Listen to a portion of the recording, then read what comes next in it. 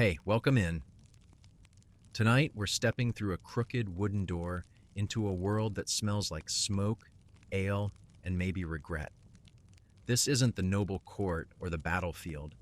It's the medieval tavern, a place where laughter came with a bruise, meals came with mold, and trust was measured in glances, not words. It was the heart of every town, loud, hot, rowdy, and often more treacherous than any alley or war-torn road outside. Beneath the flicker of candlelight and the creak of timber beams, lives were gambled, secrets were traded, and the wrong drink could end a friendship or start a fight you wouldn't walk away from. Before we descend into this firelit chaos, take a moment to like and subscribe, but only if you truly enjoy these strange and dusty corners of the past. And let me know in the comments where you're watching from and what time it is for you. I love seeing this little web of night owls and history lovers across the world.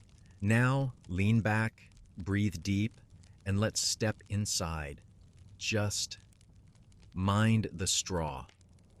You push open the door with a grunt, and it resists like it has something to hide. The hinges groan under their own rust, as if announcing your arrival to the room. You step in, and just like that, you're swallowed whole. The tavern breathes around you, alive, thick, and close. A dense lung of warm air, spilled ale, sweat, and something vaguely medicinal or rotting.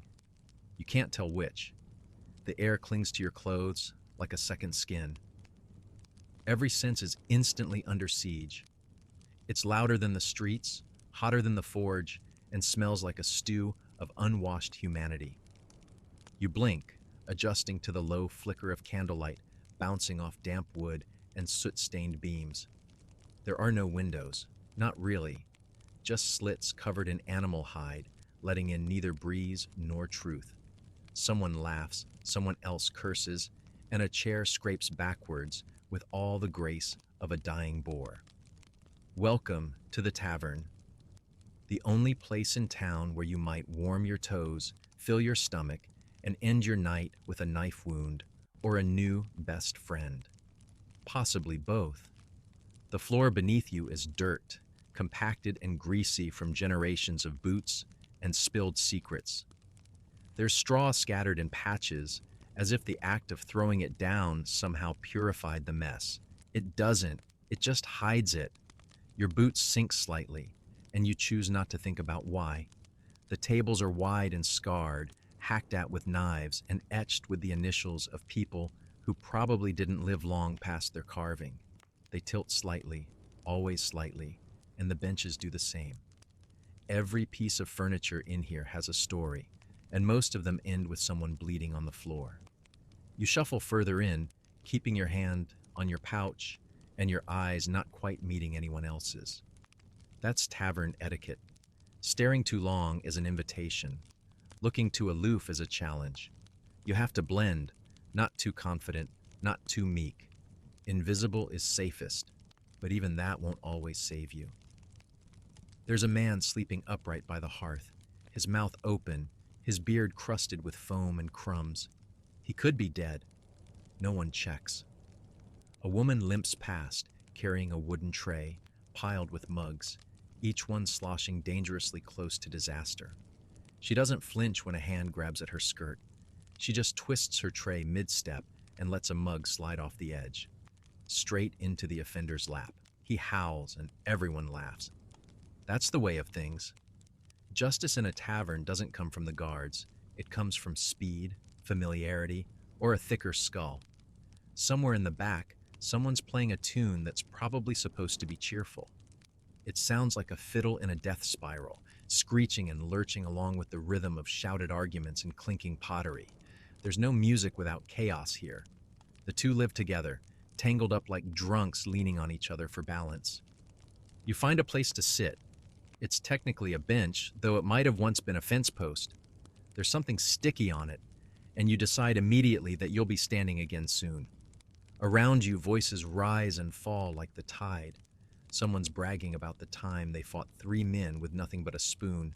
Someone else is trying to pawn off a chicken with a suspicious cough. coins jingle, a fire snaps, and all the while, the tavern breathes. It's a living creature, hungry, smoky, impatient. It offers warmth, yes, but with teeth. You didn't come here for safety. No one does. You came here because this is where the town's blood flows. Not the clean surface stuff. The real, messy, pulsing heart of things. Out there, the streets are cold, empty, and watched. But in here, anything can happen. And that, ironically, is the most predictable thing of all. You didn't follow a map to find this place. There weren't any. No carved signposts, no glowing lanterns with clever names swinging in the wind, no painted arrows or etched stones. You found the tavern the way everyone did, by listening. The town was already humming when you arrived, a low murmur of chores and haggling and boots against cobblestone. Somewhere in that din, if you knew what to listen for, was the distinct timbre of trouble. A chorus of laughter, too loud and too sharp for a household. A mug slamming. A tune drifting out of sync with the church bells. Follow that sound. Past the smithy, past the fishmonger with hands like leather and a voice like thunder. Past a dog fight that no one bothers to break up. Until you find a building that looks like it's trying to hide from the street.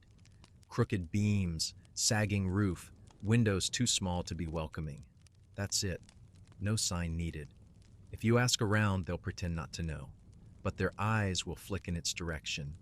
Because everyone knows where the tavern is. Even if no one admits going there.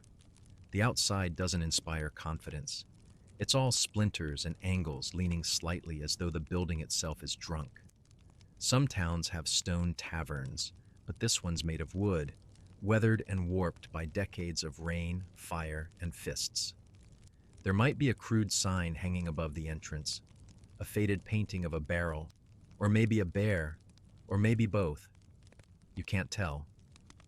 Someone once tried to paint the name below, but time and fists have worn it into something unreadable. You'll hear it referred to by all sorts of names. The Cask, the Crooked Dog, Old Sal's. None of them official, none of them reliable. What matters is that the door opens, or doesn't. Sometimes it sticks, swollen from the rain, or barricaded from inside. And when it does creak open, the smell rolls out like a challenge. If you hesitate, it notices. You might think the street outside is rough, muddy, unswept, crawling with rats and gossip. But there's something sharper in the air once you step over the threshold. The danger on the street is straightforward. A pickpocket, a reckless cart, a drunk guard. Inside the tavern, the danger wears a smile. It offers you a drink.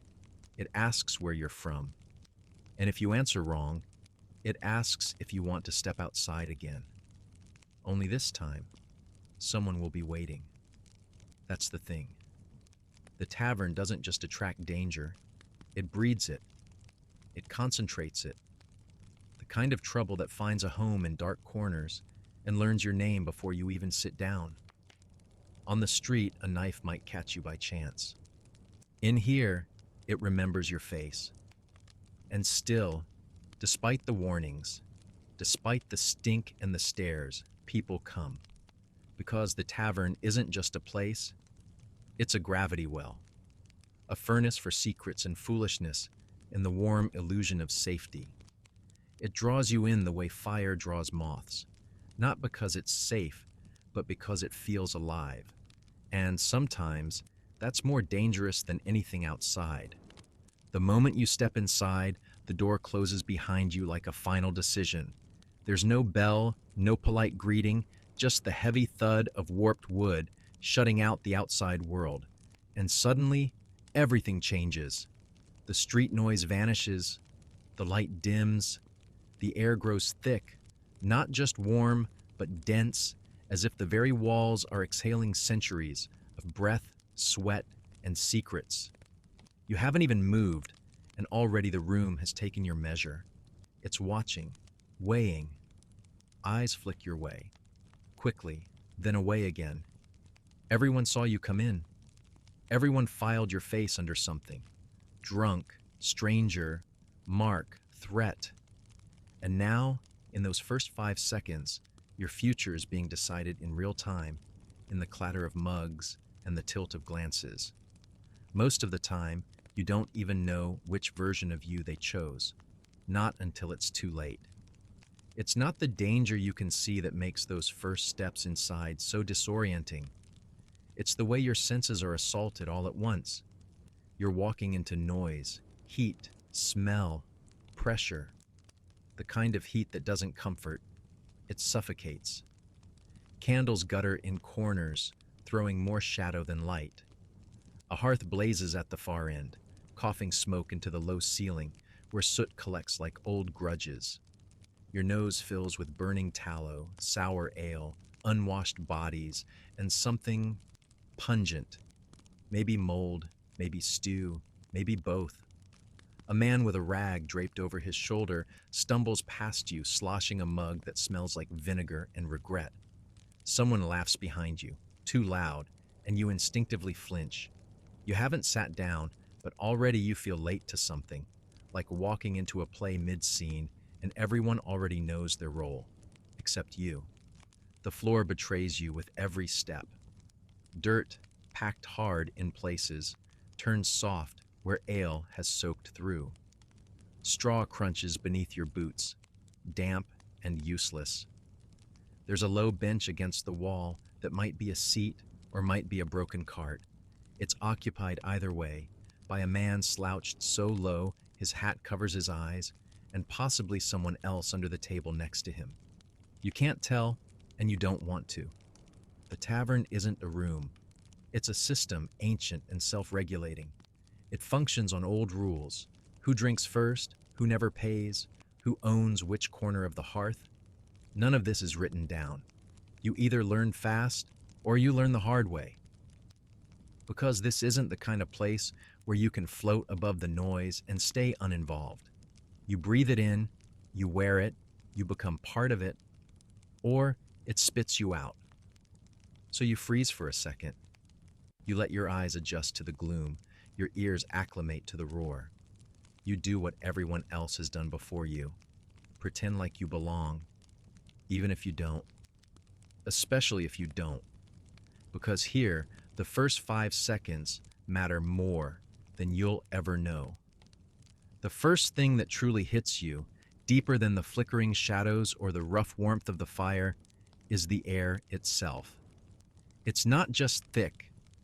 It's charged, like a fabric pulled taut over years of bad decisions and half-forgotten brawls.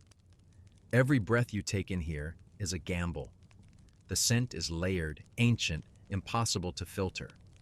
There's the unmistakable bite of wood smoke that clings to your skin within seconds, fusing with the sweat already soaked into the tavern's timbers. But beneath that, something fainter and more sinister lingers. The mildew of wet straw, the ammonia burn of old urine in dark corners, the sharp tang of spilled wine gone sour, and always that soft rot of something organic, long past edible, but still present.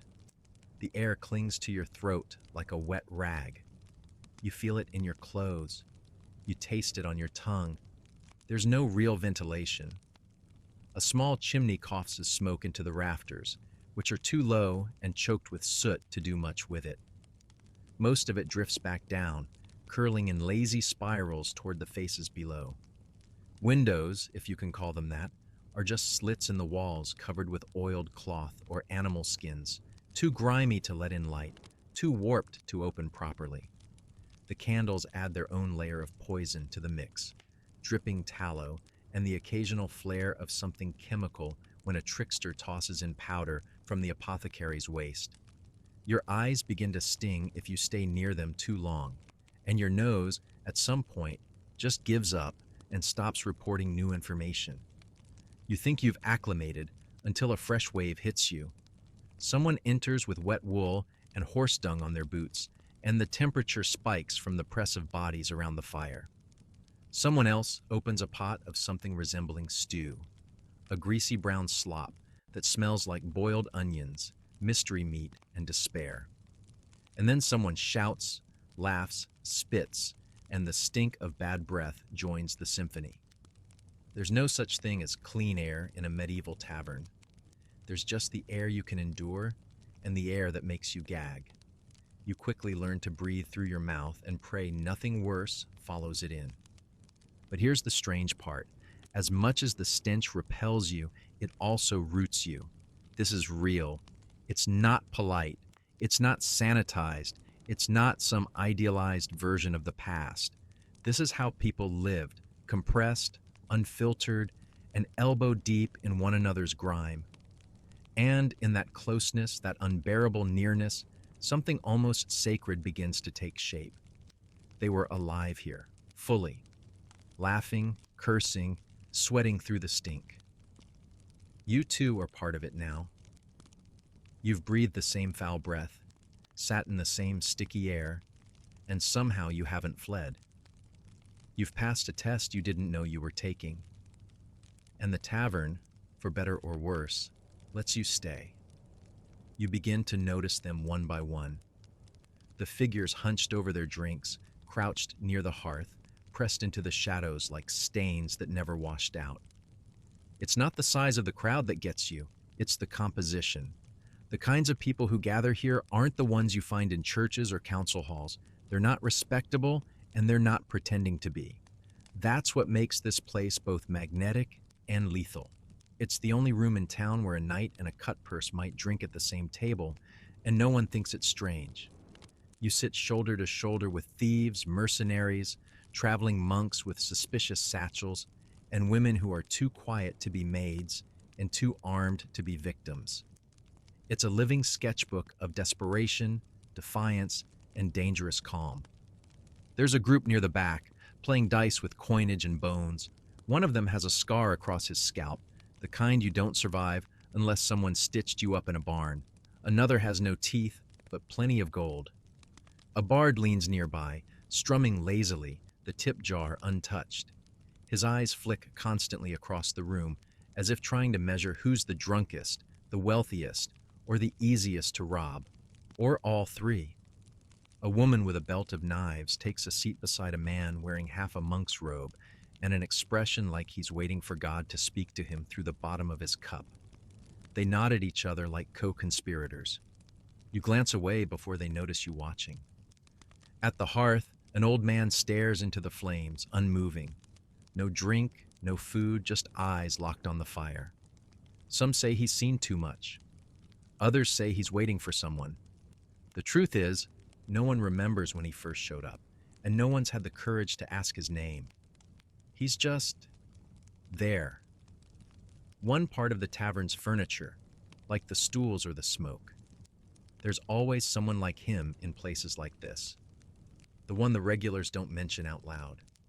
The one who never leaves. But not everyone here is sinister. Some are just sad. A farmer sits alone, his fingers blistered from scythe work, his coat stiff with mud. A merchant mutters to himself about a shipment gone missing. A boy, far too young for this place, sits at the edge of a table, eyes wide and soaking in every filthy word. He'll come back tomorrow. He might not leave for years. The tavern pulls people in for different reasons: hunger, loneliness, profit, safety, and it keeps them with something even stronger: the knowledge that outside, no one cares who they are. But inside, everyone sees them, knows them, fears them maybe, but notices. And that, more than the ale or the warmth or even the risk, is what keeps this place alive. In here, you're someone. Out there, you're no one. And for many, that's worth the danger. He watches you from behind the bar, motionless except for the slow rhythm of wiping a filthy cloth across the same mug he's probably been cleaning all evening. The tavern keeper. You didn't catch his name. No one offers it, and you know better than to ask. He isn't young, but he isn't old either. He's in that ageless, aggrieved middle ground where years have stacked on his shoulders like barrels in a cellar. Thick arms, a bald patch, and a gaze sharp enough to shear through steel. The moment you walked in, he clocked you. Not just your face, but your boots, your belt, your coin pouch, and the cut of your cloak. He already knows how much you can spend, how much trouble you're likely to cause, and whether you're going to pay or try to run. You haven't ordered a thing, and yet you're already in his mental ledger, filed, tagged, and priced. You watch as he slides a mug across the counter to a regular, someone he doesn't even glance at. That man doesn't pay. At least not in coin. Maybe he offers gossip or silence or muscle when needed. You're not sure. What's clear is that this tavern runs on more than money. It runs on favors, memory, and consequences. And the tavern keeper? He's the one who keeps score. He may not speak much, but his silence is loud. It says, "I've seen this before. I've seen you before. Don't try anything clever." Behind him, shelves sag under the weight of jugs and cracked pottery. There's a barrel on its side with a wooden tap that never quite stops dripping. The smell back there is worse, if such a thing is possible. A sour blend of spilled ale, wet wood, and a sweetness that might come from rotting fruit. Or rodents. He shifts to grab another mug, and for a moment you see it. A scar running from jaw to collarbone. Not fresh, but not old either. It tells you everything you need to know. He's not here because he couldn't find other work. He's here because he's earned this job the hard way. Maybe by surviving something worse. He doesn't smile. Not once. But he doesn't have to. Every man in the room knows who he is, and more importantly, what he's willing to do. When a fight breaks out, and one always does, he's not the first to move, but he's always the last to stop it. And when he does, it's with a club from beneath the counter and a look that says, "This is my house." Because it is. The tavern isn't owned by some noble, not really. It's owned by this man and his memory. His long, unforgiving memory. He's seen thieves die on the floor and soldiers cry into their stew. He knows which patrons are on the run and which ones will never leave alive. You drink here under his roof by his tolerance. And right now, he's watching you. There's a place to sit, but it looks like a dare. A long wooden bench, slick from decades of sweat and spilled drink, and a table so uneven it lists like a ship in a storm. Still, you make your way toward it, weaving past chairs that don't match and stools that look like they've been whittled down by fights rather than age. The wood is blackened with grime in the corners, scratched with the initials of men who never returned to carve more. You don't sit so much as lower yourself cautiously, one hand braced, one foot ready in case the leg gives out. It groans beneath your weight. Everything groans here. The beams, the floor, the drunks. The bench beside you is no cleaner. It's scored with knife cuts, burn marks, and what might be dried blood or soup. No one is sure. A man 3 seats down is slumped forward with his cheek on the table, snoring softly into a puddle. The bench creaks and your back protests, but you stay. You're learning already. Comfort is a luxury the tavern doesn't offer. You're not here for ease. You're here for heat, for drink. And because out there it's raining again, and this somehow feels safer than sleeping in the mud. You take in your surroundings from this low vantage point and realize that the entire place seems to tilt, not metaphorically, but literally. The floor isn't level. It rises in some parts, dips in others, like the building is slowly collapsing under the weight of its own history. It probably is. Each table you see bears the scars of decades of use, or abuse. Rings of dried ale have formed crusty halos. Hives have bitten into the surface deep enough to splinter. One corner of your table is propped up with a folded bit of slate. Another has a mug placed carefully over a hole big enough to swallow a coin. Or a rat. There's no varnish, no polish, no attempt at charm. This isn't an inn. This is the tavern, and the furniture is a reflection of the men who use it. Functional, damaged, loyal only until it breaks. The bench across from you hosts a trio of laborers, faces ruddy from heat and drink, voices hoarse from shouting. One of them keeps slamming his mug down, making your table tremble with each hit. You don't complain. Complaints are invitations. Better to look amused or invisible. A stray dog winds its way under the table, brushing against your boots. You flinch, unsure whether it's friendly or rabid. It doesn't matter. The dog knows this place better than you. It'll be here long after you're gone. You glance down at the sticky floor and spot a chicken bone, a bent spoon, and something moving. You stop looking. That's the thing about medieval taverns. It's not just that the furnishings are broken. It's that the space itself feels unstable. Like everything here is just barely holding together, including you. You try not to breathe too deeply, but it's impossible not to. The tavern forces itself into your lungs whether you welcome it or not. The first wave you recognized: smoke, sweat, and stale drink. But now that you've been sitting for a while, something else begins to rise from the deeper layers. Odors that don't just offend, they linger. They bury themselves in your clothes, your skin, your hair. A kind of slow rot that seems to come from the very bones of the building, like it's decaying from the inside out. You breathe through your mouth, but even that tastes wrong, like warm wood soaked in vinegar and sorrow.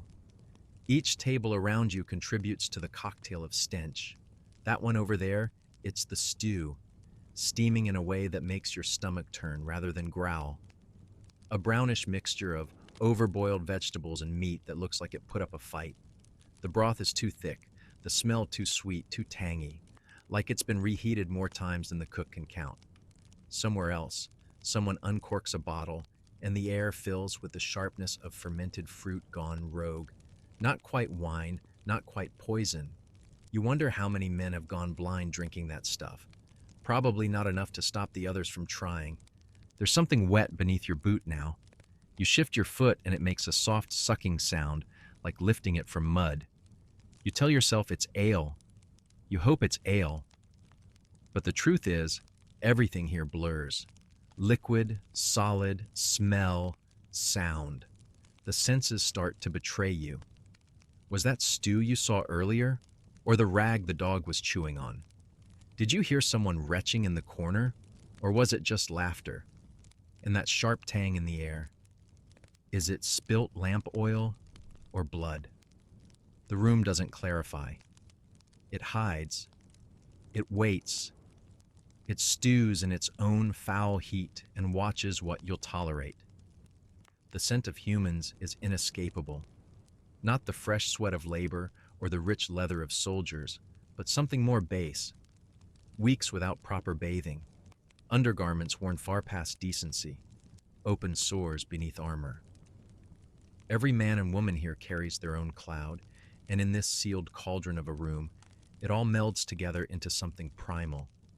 The smell of survival, of bodies refusing to die, even in the worst of conditions.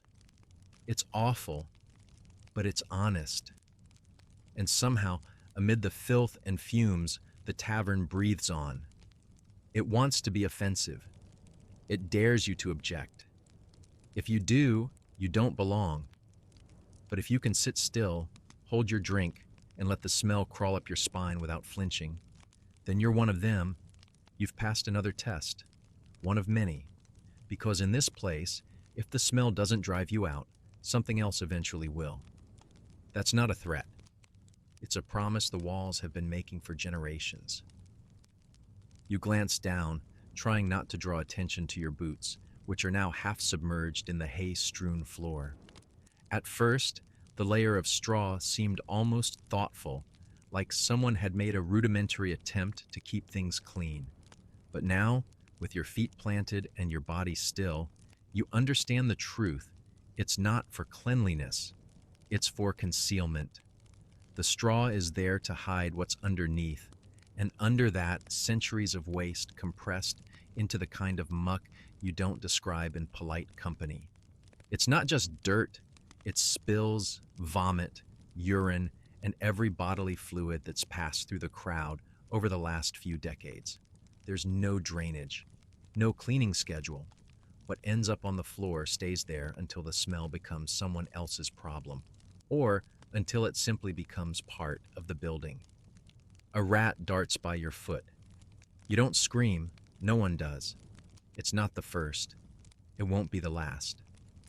The straw rustles often, not with wind, but with motion. Beneath the surface, there are things alive, things chewing, nesting, crawling. You wonder how many creatures share this tavern with its human inhabitants. How many burrow beneath the spilled beer, living on scraps of bone and bread crusts soaked through with ale and blood. You hear a squeak under the table, and don't look. If you don't acknowledge it, maybe it won't climb onto the bench. And yet the floor is used freely. Men spit on it, wipe their mouths, toss the bones of their meals without a second glance. When someone vomits, which they do often, the act is barely acknowledged. A barmaid may toss a handful of fresh straw over the mess and carry on with her tray of mugs. The stench will rise a little higher, but no one flinches. It's just part of the rhythm of the place. There is no cleaner, no mop, no punishment for making a mess. The floor accepts everything, absorbs it, swallows it whole. Some say if you dig deep enough, you'd find the bones of men who never left. Not metaphorically, literally. A tooth, a button, a rusted dagger lost during a brawl that no one survived long enough to remember. The tavern doesn't forget, it just covers. And the straw, that thin yellow veil, is all that stands between you and everything buried beneath. You shift in your seat, feeling something squish beneath your heel. You don't investigate. You simply move your foot and hope it wasn't alive. Or worse, that it still is. The others don't notice your discomfort. Or maybe they do and just enjoy watching you squirm. There's a pride here, a kind of shared toughness among the regulars. If you can sit through the wet, the filth, the mystery beneath the straw without making a face, you're tougher than you look. You're learning that the straw isn't there for cleanliness. It's there to test you. You catch the scent before you see it. Not the burnt tang of overcooked meat or the bitterness of overboiled greens. No, this smell is more specific. Fat, sour, and vaguely gamey, it slithers into your nostrils like a warning. Somewhere behind the counter, or maybe behind a makeshift curtain near the hearth, someone is ladling stew into a cracked bowl. You watch it arrive on a tray, sloshing with a lazy menace. The liquid is brownish gray, thick with unknown particles. A lump of something, meat, hopefully, bobs like it's trying to escape. There are flecks of onion, or maybe turnip, and what could generously be called herbs if you were feeling charitable. But you're not. Not anymore. The man who ordered it doesn't hesitate. He scoops up a chunk and chews like it owes him something. Around the room, a few more bowls appear, each one steaming and suspect. A group of laborers tear into crusts of bread harder than roof shingles, using them like shovels. One dips a piece into the stew and breaks a tooth. No one stops eating.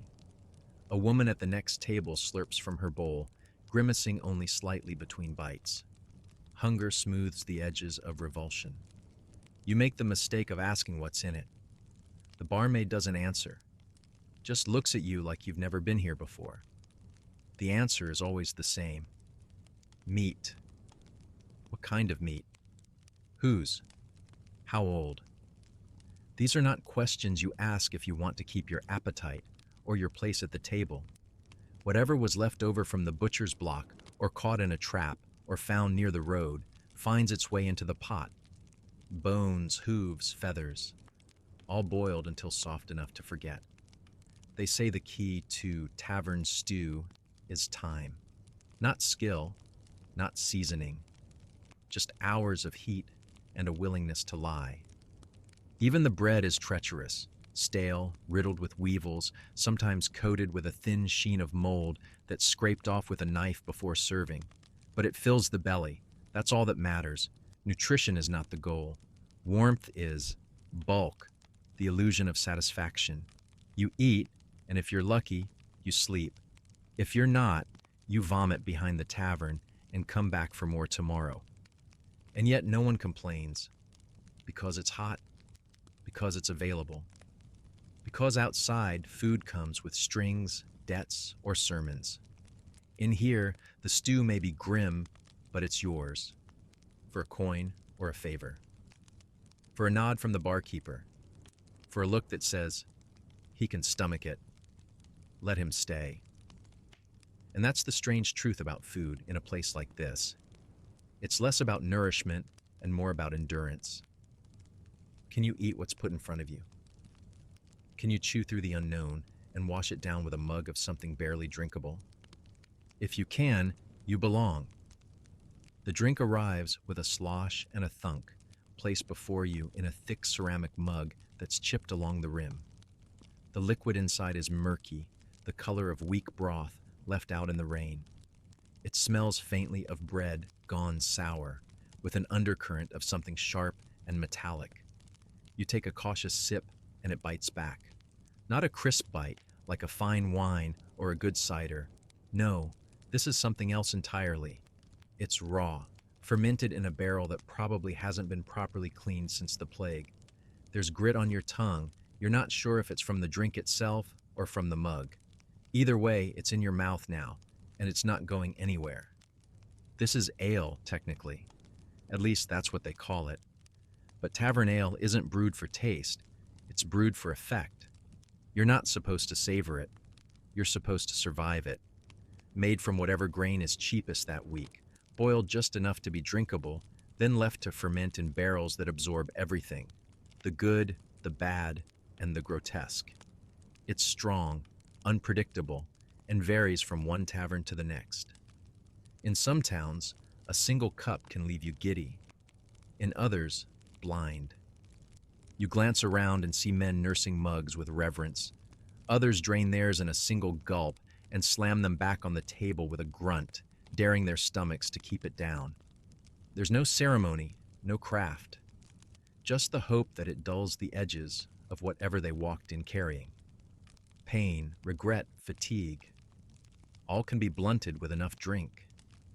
And if it doesn't work the first time, they'll order again. Not because they enjoy it, but because they need to feel something other than what they felt before the first sip. Sometimes, you'll get a local spirit, a distilled brew made behind the tavern or in someone's cellar. It comes in smaller cups and carries a sharper sting. You take that kind of drink with both hands because you don't want to drop it, and because you might fall over after it's gone. The regulars call it names like Devil's Spit or the Widow's Bath. One shot can lift your spirits. 2 can land you face first in the straw. 3, and you may not wake up. But even with the risk, the drink flows. Because in here, drinking is survival. It keeps the cold out and the nightmares at bay. It makes strangers tolerable and fools bold. It turns the angry into allies and the quiet into singers. It is, in a strange and broken way, communion. Everyone in the tavern holds a mug like a shield, something to grip, to focus on, to justify why they're here and not somewhere else. You finish your first cup. You consider another. Not because you're thirsty, but because now you understand. The ale isn't here to please you. It's here to test what's still alive inside. The mug is heavy in your hand, its rim still damp from the first drink. Around you, the sound of pottery striking wood is constant, rhythmic like a heartbeat. But you notice something else now. The mugs themselves are weapons. Thick, roughly fired, chipped but solid. They weren't made for delicacy. They were made to survive being slammed, dropped, and, when necessary, hurled at someone's head. And in a place like this, that necessity comes up more often than you'd think. No one draws steel immediately when tensions rise. The first volley is always a mug. It happens quickly.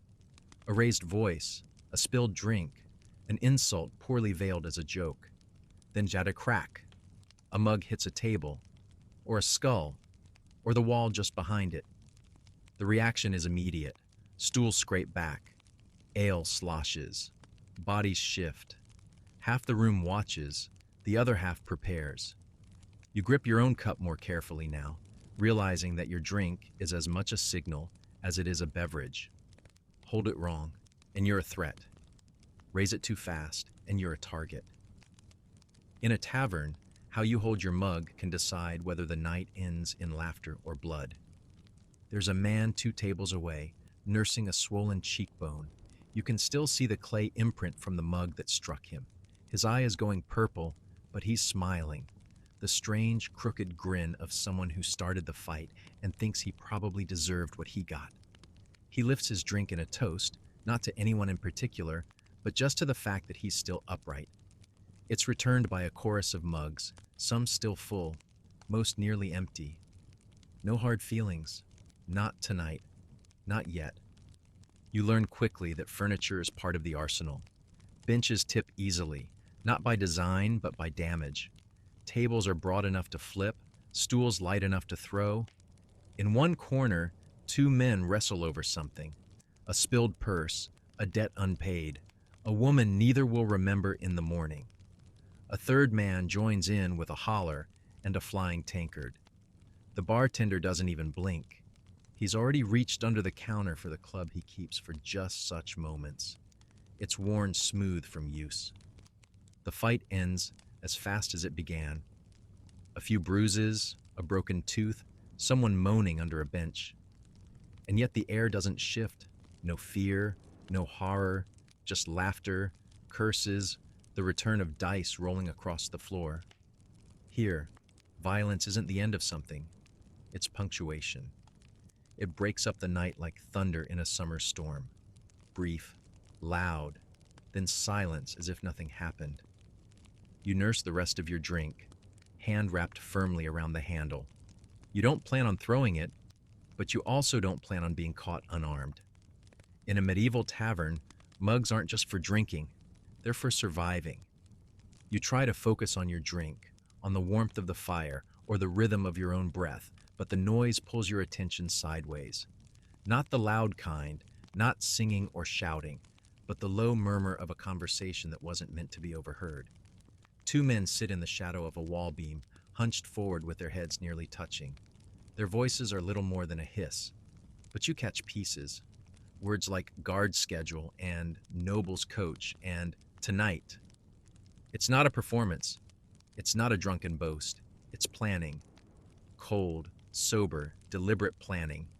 And it's happening 6 feet from your table. You glance around to see if anyone else is listening.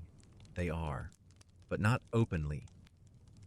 The man near the window sips from an empty cup, staring too hard into the corner.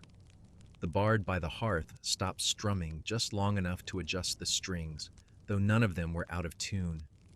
Even the barmaid lingers just a little too long when she wipes down a nearby table. Everyone hears it. No one responds. That's the rule. What you hear in the tavern stays in the tavern, unless you're paid to remember. There are always whispers here. Plots and confessions, treason and treachery. People think of castles and courts as the heart of politics, but they're wrong.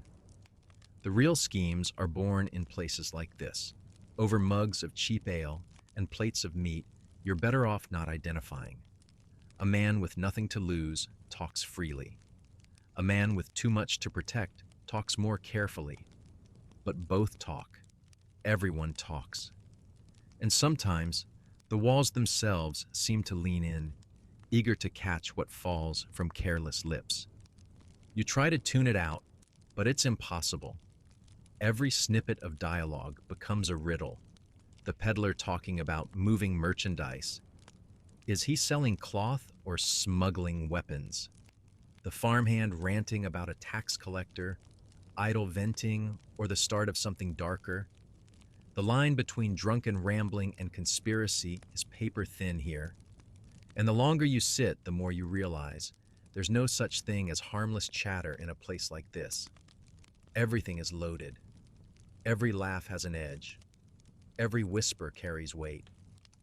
And then there are the ones who don't whisper, the ones who sit too still, drink too little, and leave too suddenly. You see a man take a folded slip of parchment from his cloak, slide it beneath his plate, and walk away. A different man picks it up minutes later. No words exchanged, no nod, nothing. Just a message passed in silence. You feel like you've witnessed something important or dangerous, or both.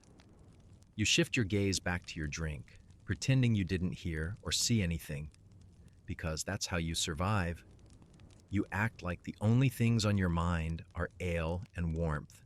You never ask questions, and you certainly don't repeat what you heard. Not if you want to wake up tomorrow. The dice hit the table with a clatter that silences everything for half a second, not out of respect, but anticipation.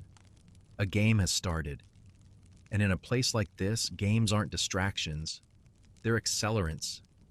They draw attention, breed tension, and often end with someone storming out, drawing steel, or slumping to the floor. You watch as the players lean in, all elbows and narrowed eyes. Coins clink softly on the table. Some silver, a few copper, and then a glint of something different. A ring, a brooch, a chicken feather tied to a ribbon. Not all bets are made in currency.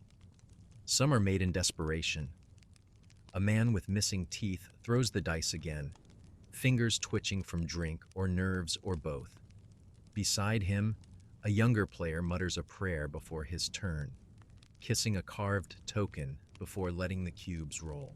They bounce, they spin, and they settle with a cruel finality. Groans, one loud curse, a heavy sigh, and then laughter, bitter and short. Already someone is claiming they were cheated. Already someone else is pretending not to notice. Gambling is an old ritual here. Older than the tavern. Older than the town, probably. It's not about the winnings. It's about what you're willing to risk in public, under the eyes of men who live day by day, coin by coin. It doesn't matter whether the game is fair. What matters is how you lose, how you carry it, how you behave when your purse lightens. Because if you lose poorly, if your temper shows before your hand does, you're inviting something worse than shame. You're inviting attention. The stakes are never clear until they're too high. A man throws in a pair of boots. Another offers a flask, swearing it's full of real brandy. Then someone, no one quite remembers who, slides forward a small silver dagger. Clean, ornate, valuable. The room stills. That's not a wager, not here. That's bait. And sure enough, within moments, accusations are flying. Not loud, at first. Just tightly spoken threats, exchanged through clenched teeth. A warning here, a refusal there. The dice sit untouched on the table, suddenly irrelevant. Then a stool scrapes back too hard. A mug is knocked over. Someone stands. The barkeeper, sensing the pulse of violence before it bursts, appears like a ghost. One look, that's all it takes. The man with the dagger withdraws it slowly, returns it to his belt. The game dissolves without a winner. That's how it works. Everyone lives to gamble another night, and everyone remembers who pushed too far. You don't gamble tonight. You keep your coins buried deep, your fingers wrapped around your drink. You watch and learn. Because games in the tavern aren't about luck. They're about boundaries. About who's foolish enough to cross them and who's smart enough to keep their hands to themselves. And if you ever do play, you'd better know when to walk away. You hear him before you see him. A soft pluck of strings, a murmured tune. gentle at first, like a lullaby for ghosts. The room doesn't quiet, but the pitch shifts. The laughter softens. The arguments pause just a moment. He's taken up a stool near the hearth, back against the wall, eyes scanning the room with the practiced detachment of someone who's seen too much and trusts too little. The bard. Not the romantic kind. Not a golden-voiced traveler spinning tales of kings and glory. No, this one's worn. His boots are patched, his eyes lined with exhaustion, and there's a dagger sheathed low on his ankle, hidden just well enough to forget, until you need to remember. His music winds its way through the tavern like smoke, not cheerful, not quite mournful. A song that doesn't ask for applause. It just is. A sound that says, I'm here, I've lived through worse, and I'm not here to please you. Coins clink into the upturned cap at his feet. Not many, enough. He plays, watches, listens. Because a good bard knows. The real trade isn't music. It's information. You hear stories, rumors really, that bards like him are spies, that their songs are codes, that their instruments have hollow compartments for scrolls. Maybe that's all nonsense. But when he stops mid-verse and stares into the corner of the room, the corner where two men have been whispering for an hour, you wonder. And when he shifts into a different song, one with a sharper rhythm, and the whispering stops, you wonder even more. A woman walks past and drops a copper into his cap without breaking stride. He nods, still strumming. Was that payment for a tune? Or a message? The bard hums now, low and knowing, and you notice the glint of something metallic behind his teeth. Not gold, iron. A reminder that words aren't the only weapons in his arsenal. He's watched this tavern burn once before, they say. Came back the next day and sang about it to the ruins. No one knows if he started the fire. No one dares to ask. People underestimate bards. They think music is harmless, that anyone who sings must be soft. But in a place like this, a bard is the most dangerous man in the room. He knows who owes whom. He knows which barmaid saw which noble in the back room. He remembers every whisper, every glance, every name. And when he sings, even when the lyrics seem harmless, everyone listens. Not because of the tune, but because they're trying to figure out if they're in it. He finishes his set with a quiet chord and a long pause. The room exhales like a held breath released. He nods once, leans back, and goes still. The music's over, for now, but he's still watching, and so are you. Because in this tavern, stories travel fastest when they're sung. And songs, unlike knives, never miss their mark. The hearth dominates the room like a bonfire in a cave. It crackles with uneven rhythm, throwing up embers that vanish before they reach the rafters. Orange light flickers across soot-stained walls and half-slept faces, warming hands and hiding scars. People gather near it, not for comfort, but for the illusion of safety. Because when the fire is burning, it feels like something is under control. But the hearth in a medieval tavern is a paradox. It's warmth and hazard, centerpiece and threat. It's both protector and executioner.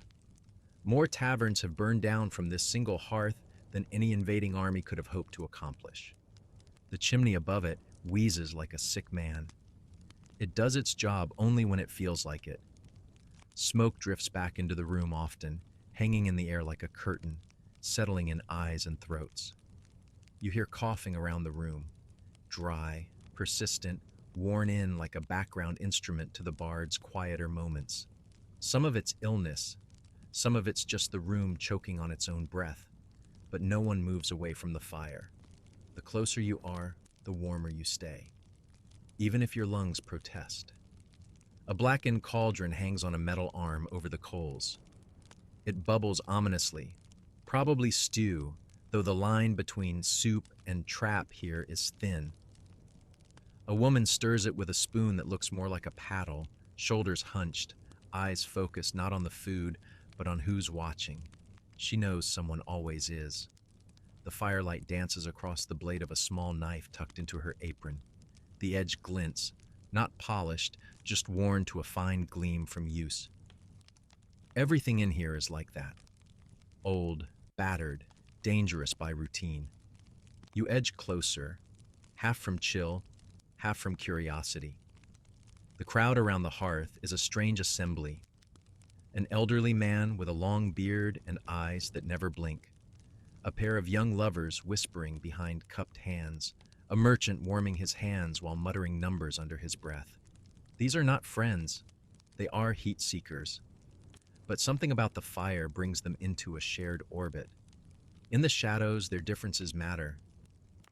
In the glow, they are merely people surviving another night. But fire doesn't care. It's not loyal.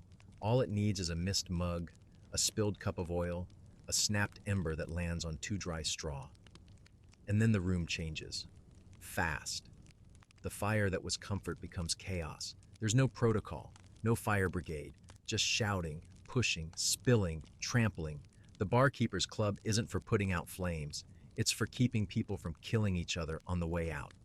You watch the flames twist and snap. You know what they can do. And still, you don't move away. Because cold in the dark is worse.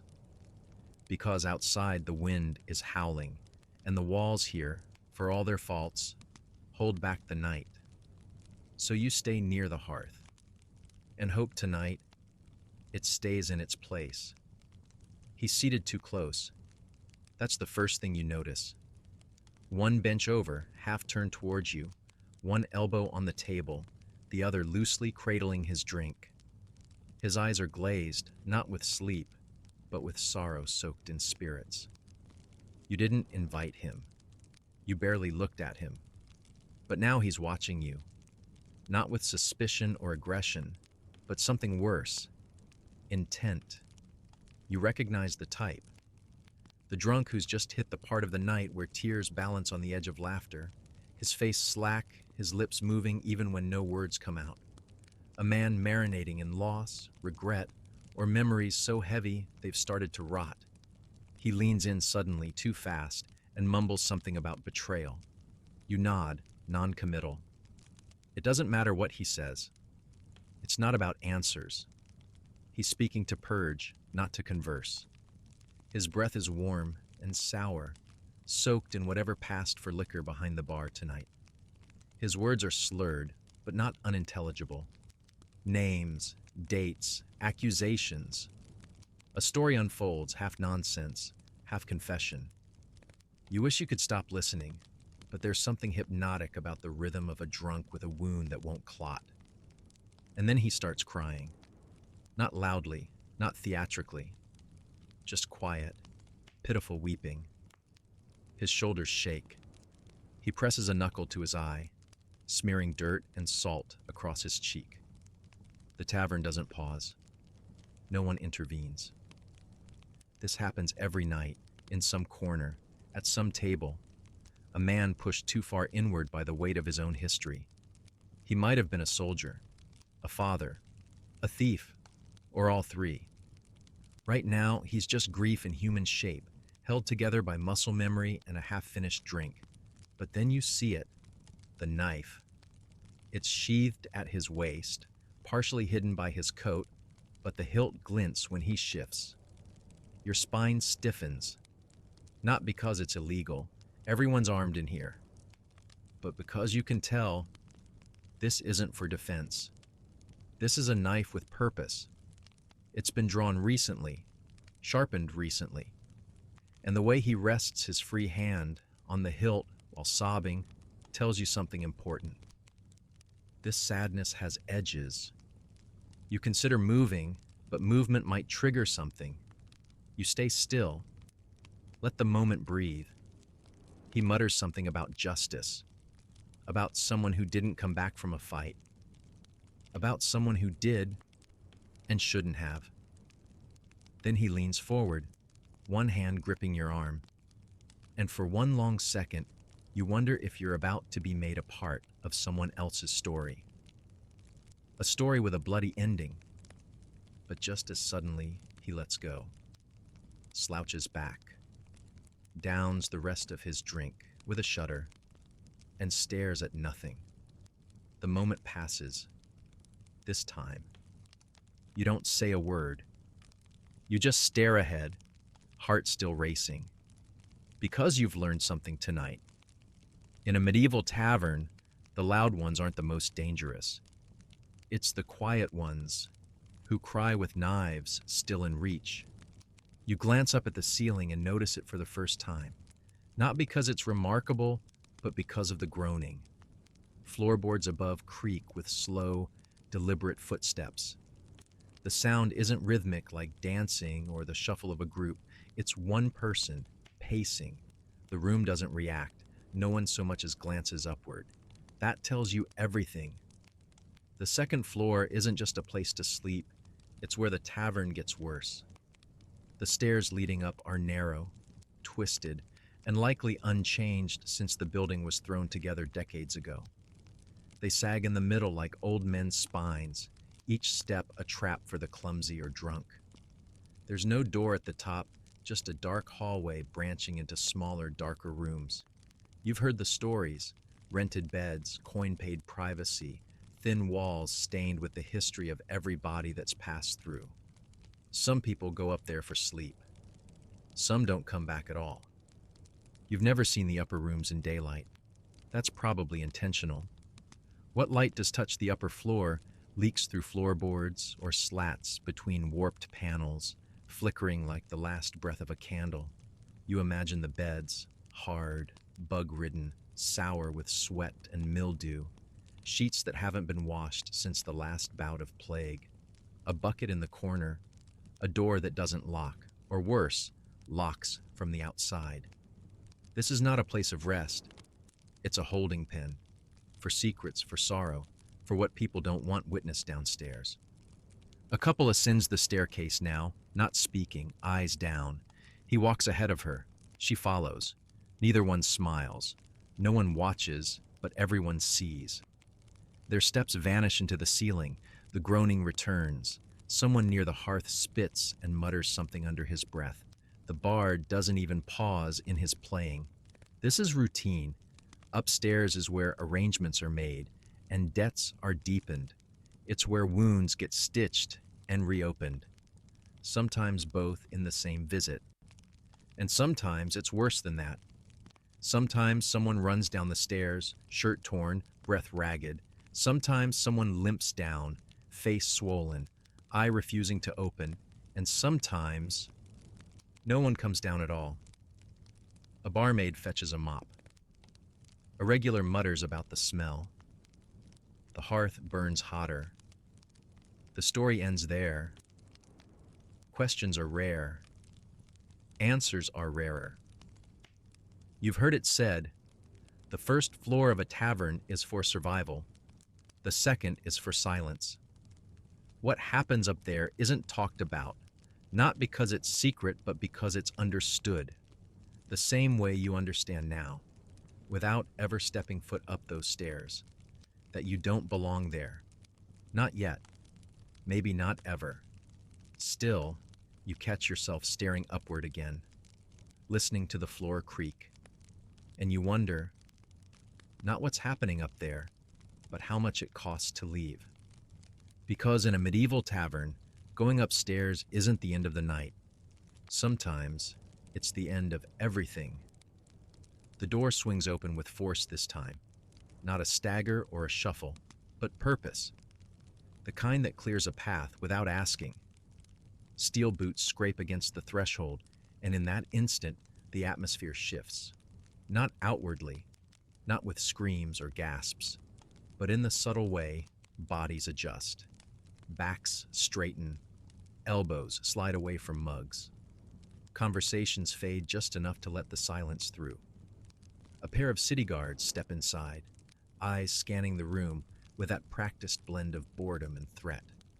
One rests a hand on his sword hilt. The other unfastens his cloak with the kind of slowness that warns, we're not in a rush, but we will take our time with you if we have to. They don't announce themselves. They don't need to. Everyone knows the uniform, the badge, the swagger of men who answer only to coin and command. They aren't here to keep peace. They're here to collect dues, intimidate, remind. Maybe someone reported a crime. Maybe someone didn't pay a bribe. Maybe it's nothing at all. Doesn't matter. The tavern is theirs now, until they say otherwise. The barkeeper nods without smiling, a gesture of acknowledgement, not deference. He knows how this game is played. The guards approach the bar, exchange a few low words. One of them chuckles. The other scans the room again, eyes resting on faces for just a heartbeat too long. Looking for someone? Making a show of it? You don't know, you just keep your eyes on your mug, shoulders relaxed, hands visible. You've done nothing wrong. But in a tavern like this, innocence is no defense. A man near the fire coughs too loudly, and both guards turn. He freezes, one hand half raised, trying to look casual. They watch him a moment longer, then move on. The tension doesn't ease. If anything, it deepens. The regulars know what this visit could become. They've seen it before. A stray insult, a gesture misread, a weapon drawn too slow. Once, a guard accused a boy of stealing. The boy was 14, skinny, quiet. He didn't survive the night. The tavern bore the scorch marks for weeks. Eventually, one of the guards points toward a man in the corner. Old, bent, nearly asleep. No one saw him come in. No one knows what he's done. But he's on his feet before they reach him, stumbling toward the door with all the dignity he can summon. He doesn't argue. He doesn't plead. He just leaves. The guards linger another few minutes, making sure their shadow stretches long enough to chill the room. Then they turn, and they're gone. The door swings shut again. Slowly this time. The room exhales. Quiet returns, not relief. Everyone returns to their mugs, their dice, their meals. But no one forgets. Because in a medieval tavern, the guards don't keep danger out. They bring it in and remind you who really runs the streets. It always starts with something stupid. A dropped mug, a bump at the elbow, a joke told too loud, too close to the wrong ears. It never starts with blood. That comes later.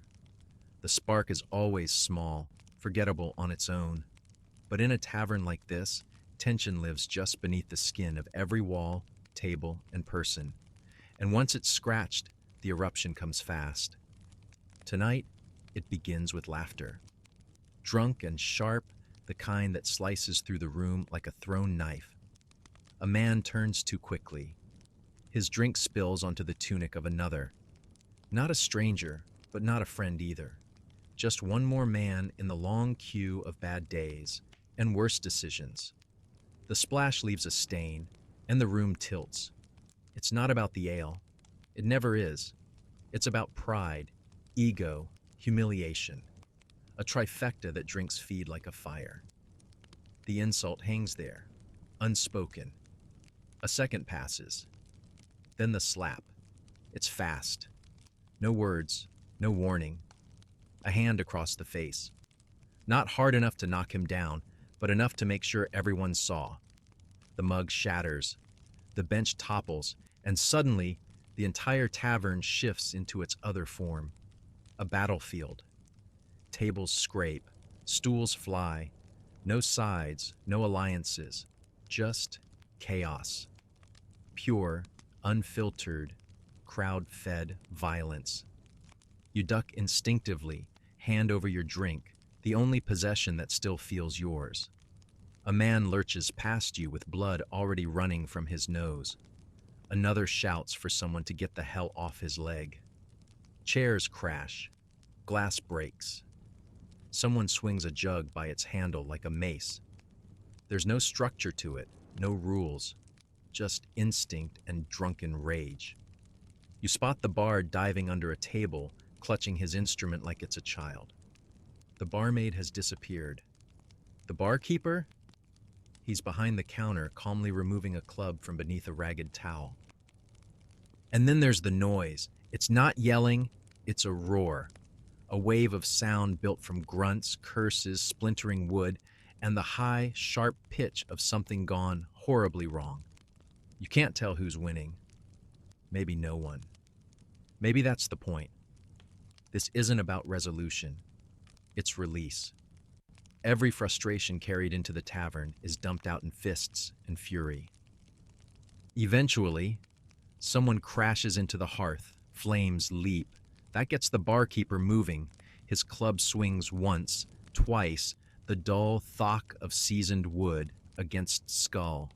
The crowd recoils just enough to break the rhythm. A final punch. A final groan. Then stillness. Not peace. Just a lull. Bodies stagger back to benches. Bleeding noses are wiped. Someone laughs. Another groans. The tables are righted. A mug is poured. No one speaks of it. No apologies. No justice. Just a reset. The tavern repairs itself like a wound, scabbing over, knowing full well it'll be reopened again tomorrow. And you sit there, still holding your drink, heart pounding, clothes stained with someone else's mess. The fight's over, for now. But you've learned something useful. In a medieval tavern, violence isn't an accident, it's a feature. She moves through the room like smoke, quiet and fluid, balancing a tray of mugs as if she were born doing it. No one clears a path for her. She doesn't need them to. The space parts naturally, instinctively, as if the tavern itself knows better than to let her trip. She's the barmaid, or at least, that's what most call her. Some think of her as decoration, others as entertainment. But the smart ones, the ones who survive, know better. She's not here for your pleasure. She's here to survive, just like everyone else. Maybe even more so. Every man in the tavern watches her, though most pretend not to. She returns no stares, offers no invitations. Her eyes sweep the room constantly, counting mugs, tracking coins, gauging danger. She can sense a fight before it starts, sense a touch before it lands. And when it does land, and it always does, eventually, she doesn't cry out. She doesn't flinch. She moves fast, efficient, either to avoid or to retaliate. She's been in this line of work long enough to know the rules are different for her. Less margin for error, less room for mercy. Sometimes she smiles, not because she's happy, but because it disarms. She'll tilt her head, laugh softly, let her hand brush a shoulder if it means a bigger tip or a calmer drunk. It's not flirtation, it's survival. There's power in that smile, but only if it's used wisely. A wrong glance, a misplaced kindness, and someone might take it as an invitation, or a challenge, or a promise she never made. And in a tavern full of men who believe their coin buys anything, that misunderstanding can get someone hurt. But make no mistake, she's not helpless. On her belt, hidden beneath her apron, is a small knife. Not decorative, not ceremonial, sharp, short, and familiar with ribs. She's used it before. She'll use it again. If not the knife, then the tankard, or the fire poker, or the frying pan. Anything within reach becomes a weapon when necessary. And she knows when it's necessary. That knowledge lives in her posture, in the set of her jaw, in the way she never turns her back to a stranger. Some barmaids are here by misfortune, some by choice, some by sheer force of necessity, but all of them walk a line sharper than any blade. They navigate a space that chews people up for far less than being young, female, and alone in a room of drunk men. And yet, she holds her ground, not with armor or title, but with sheer defiance wrapped in linen and sweat. Tonight, she works the room as usual, unbothered by your pity or admiration, because neither will tip her enough to matter. She doesn't need protection. She is the warning. And if you forget that, if you touch what you shouldn't, say what you shouldn't, You won't be the first fool she sent out the door bleeding. You see the smear before you see the body. A dark streak across the packed earth floor, dragged in an arc from the corner of the room to the threshold of the back door. No one is reacting. No one is shouting. The bard hasn't missed a chord. The dice game continues in the far corner. Even the barmaid steps lightly around the stain as she balances another round of drinks. And there, near the base of the wall, half in shadow, half in flickering firelight, is a man slumped like a puppet with its strings cut.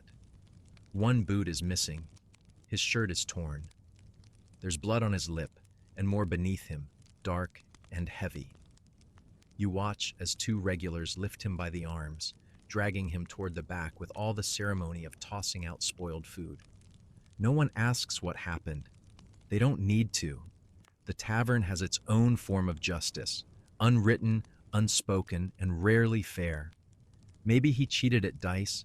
Maybe he grabbed the wrong person, said the wrong thing, stood a little too tall when someone else wanted the space. Or maybe it was nothing. A misunderstanding, a misstep, a mug broken in the wrong direction. Doesn't matter. What matters is that he fell, and now he's leaving, carried out by men who won't be thanked and won't be stopped. You want to ask, is he alive? But the question tastes stupid in your mouth. Of course he's not. Or if he is, it won't last long.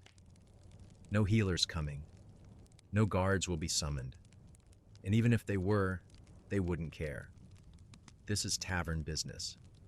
And tavern business ends in back alleys, not courtrooms. The back door shuts with a soft, final click. A gust of air from the closing lifts the smoke for a moment, and in that breath of stillness, you see it, a smear of blood across the table leg where he was struck. Someone wipes it with their sleeve and goes back to their drink. The strange thing isn't the violence, it's how quickly everything resets. As if the tavern is alive, not a place, but a creature. And it's just spit something out. A minor purge, a correction. The regulars lean in again, resuming conversations. The music rises, the laughter returns. There's no reverence, no pause for reflection, not even a second glance. Because this is normal, this is expected. The tavern devours trouble, and sometimes it doesn't chew carefully. You feel the tension in your shoulders now, the subtle tightening of muscles that have been braced too long. Your mug is still half full, but your appetite is gone. Not from the gore, but from the reminder that beneath the warmth and the noise and the firelight, this place has teeth. And when it bites, it doesn't apologize. So you sit quieter, straight. You laugh when others do. You don't speak unless spoken to. Because here, survival isn't about being strong. It's about knowing when to disappear. There's a certain stillness that creeps in when a drink arrives too quietly. You don't remember ordering a second, yet here it is, placed gently on the table before you, froth sliding lazily down its side. No eye contact from the barmaid this time. Just the drink. You glance around. No nod from the barkeep. No call for coin. The mug sits like a riddle. It could be a kindness. Someone paying your tab. It could be a mistake. A misdelivered drink meant for the table next to you. Or it could be something else. A test. A message. A trap. You stare at it longer than you should, heart thudding a little faster. The tavern, for all its chaos and filth, has its own code. Nothing here is free, and if it is, it's never harmless. You've heard the stories. A man drinks from a mug that wasn't his and wakes up blind the next morning. Another takes a swig from a stranger's flask and doesn't wake up at all. Poison isn't common, but it isn't rare either. It's efficient, quiet, perfect for settling debts without drawing steel. No mess, no witnesses, no struggle. Just a drink. Then silence. Of course, that's the beauty of it. There's no proof, no smell, no taste, not right away. Just something bitter at the bottom, or maybe not even that. Sometimes the victim doesn't fall until they've left, collapsing in the street or behind the tavern. And who's to say where it happened? Who's to blame? The barkeep shrugs. The barmaid swears she served nothing. The man at the next table says he never saw a thing. You weigh your options. Push the mug away and you look suspicious. Draw attention. Refuse a drink in a place like this, and people start to ask questions. Or worse, they take it as an insult.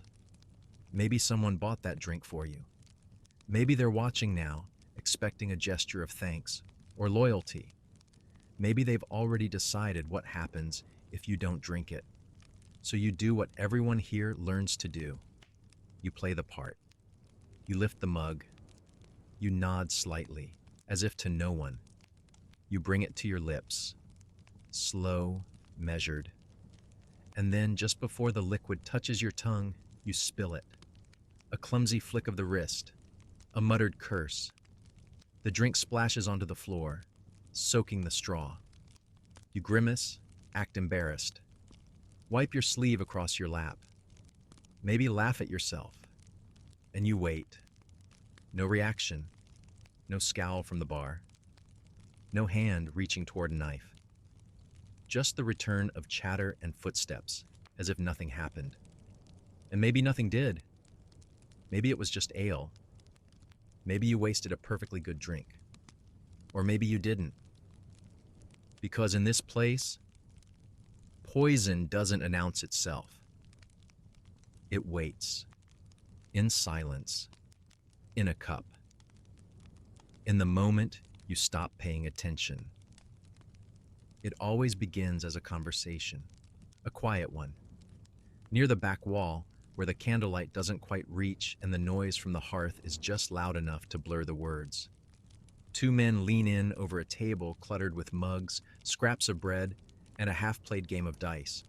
Their heads are close, their voices low, their eyes fixed on each other in that tense, still way that suggests nothing said aloud is safe. A few others hover nearby. Not part of the talk, but close enough to act if the mood shifts. You've seen this before. Everyone has. It's how backroom deals begin. You don't know what they're trading. Information, maybe. Or promises. Or contraband that doesn't want daylight. A pouch changes hands. Not passed, but pressed. Fingers lingering just a second too long. A name is spoken.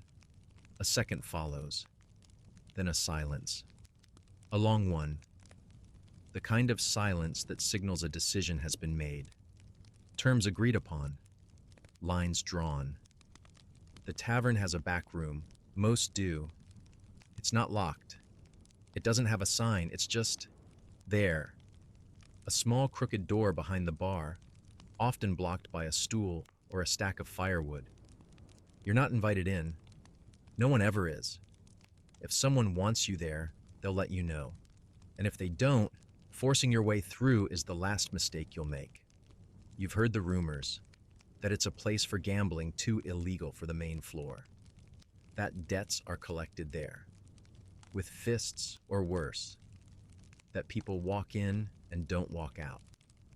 Maybe it's just a storage room. Maybe that's what they tell you so you won't ask. You've seen a man vanish through that door, flanked by two others. You didn't see him come back out. The bartender offered no explanation. The barmaid didn't blink. The music never stopped. You tried to forget about it, the way everyone else clearly had. But now and then, when the room grows quiet, your eyes drift toward that corner, that doorway, still slightly ajar, still breathing secrets into the warm, smoke-choked air. There are rules about the back room. Don't ask. Don't linger near the door. Don't stare. If someone invites you, you go. No hesitation. If you're told to leave, you leave. No questions, no complaints. The deals made there aren't yours. They're older than you, deeper, bloodier, and if you try to insert yourself where you don't belong, the tavern has a way of reminding you, swiftly, quietly, permanently. Tonight you see it happen again. A glance, a nod, a man rising from his seat, smoothing the front of his tunic with shaking hands. He follows the man who gave the nod through that crooked door. It shuts behind them with the soft finality of a coffin lid. And in the tavern, the fire crackles, the mugs clink, the dice roll. Because what happens in the back room isn't part of the night. It's the cost of it. He's been watching you since you sat down. Not obviously, no glares, no furrowed brows. Just quiet, calculated observation from across the room. He's leaned into the firelight just enough that his silhouette is clear, but the shadows keep his face half-veiled. He hasn't touched his drink in over an hour. He hasn't spoken. He hasn't blinked as far as you can tell. And yet, this man has seen your pouch. Probably knows how much is in it. Maybe knows where you keep the rest and whether your knife is meant for work or show. He's watching because it's what he does. Every tavern has one. The observer, the watcher, the man who blends into the background but notices everything. He's not loud. He doesn't gamble. He doesn't stumble around spilling drink and bumping into tables. He waits, he learns, he calculates, and when the time comes, when the room has gotten loud, or you've had one too many, or your eyes glaze just enough, that's when he moves, quiet as fog, fast as hunger. You've seen the signs before. A stranger reaching for his coin purse only to find an empty belt. A drunkard snoring with his boots still on, his rings gone from his fingers by morning. No one ever sees the hand that took them. No one ever sees the watcher rise. That's the beauty of it. He doesn't take, he relieves. He subtracts. And by the time you notice, he's gone. Or worse, still there, watching you realize what you've lost. There's a trick to it, of course. He doesn't go for the loudest or the richest. That would be suicide. No, he watches for the ones who hesitate, the ones who enter with too much curiosity and not enough caution. Travelers, strangers, people like you. You weren't marked when you entered, but you were noticed. And now you're being measured. Maybe you'll leave here with everything you came in with, maybe not. But what matters is that he already knows which way it's likely to go. You try to pretend you haven't seen him. You focus on your drink, on the flickering hearth, on the table in front of you. But now you feel the weight of your pouch like an anchor. Every time you shift in your seat, you wonder, is it still there? Has it been touched already? You think about checking, but that would show your hand, and you're not ready to play the next move. So you wait. Like he does, you shift your posture, angle your cloak, you adopt the stance of someone who's been here before, who knows the game. Whether or not that's true doesn't matter. In a tavern, confidence is as good as steel. He watches a moment longer. Then at last, he turns away. Not defeated, just postponed. You've passed tonight's test. You keep your coin, but only because he let you. And in a tavern like this, that's never the end of it. There's a table near the hearth, tucked in just far enough to be forgettable. No one sits there long. You notice it now only because it's empty. Again, after being occupied not 10 minutes ago by a man with a wide-brimmed hat and a limp. He didn't leave through the front. No one saw him go. There's no sign of a scuffle, no broken glass or spilled drink. Just an empty bench, a cooling mug, and a single, muddy footprint leading away from the table. And then nothing. Not even a whisper. Disappearing in a medieval tavern doesn't require magic. It only requires motive, a shadow, and a lack of witnesses. Which is to say, the usual. Some people vanish willingly. They want to disappear. A life behind them they'd rather forget, a debt they'd rather not pay, or a face someone's hunting. The tavern offers cover, anonymity, chaos, all the ingredients for a quiet escape, or a permanent one. No one asks questions. Not because they don't care, but because the answers are never kind. Others, though, don't choose to vanish. They're taken. A hand on the shoulder, a word in the ear, a gesture made behind a pitcher of ale. Then a nod, then gone.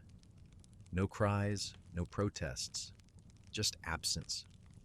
The table clears itself, the drink is cleared away, and the tavern resumes its heartbeat. You begin to understand. People can disappear in this room without causing even a ripple.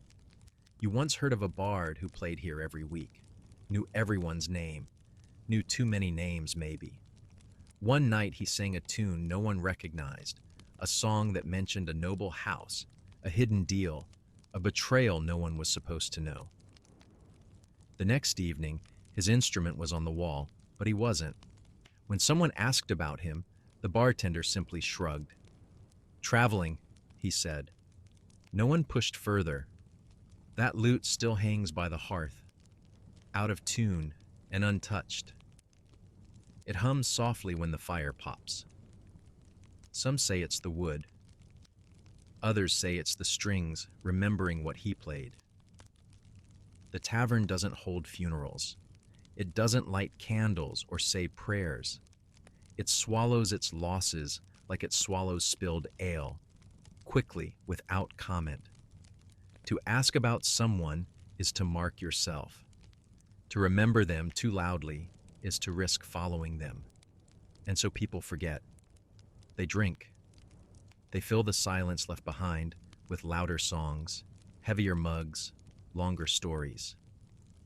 Absence becomes background noise. You finish your drink, eyes still lingering on the now empty table. Someone new is already sliding into the seat, unaware or uncaring of who warmed it last. The moment resets. The tavern breathes, and you wonder, how many have vanished here? How many names were never asked? How many exits never seen? Because in this place, being remembered is more dangerous than being lost. There's shouting, but it's not anger. Not yet. Just the rough banter of men who owe each other coin, pride, or both. You hear the scrape of stools, the thud of mugs, and the occasional phrase that hisses like flint against steel. Most arguments here burn quick and burn out. A shove, a curse, and then another round poured. But sometimes the fire doesn't die. Sometimes it lingers, festers. And then someone reaches for the hilt at their hip, or the knife in their boot, or the hammer behind the door. Debts in a medieval tavern are paid in more than silver. They're paid in bruises, blood, or silence. Money changes hands here. Yes, wagers, drinks, bribes. But what lingers longer are the debts of honor. A bet made too publicly. A lie told with too much conviction.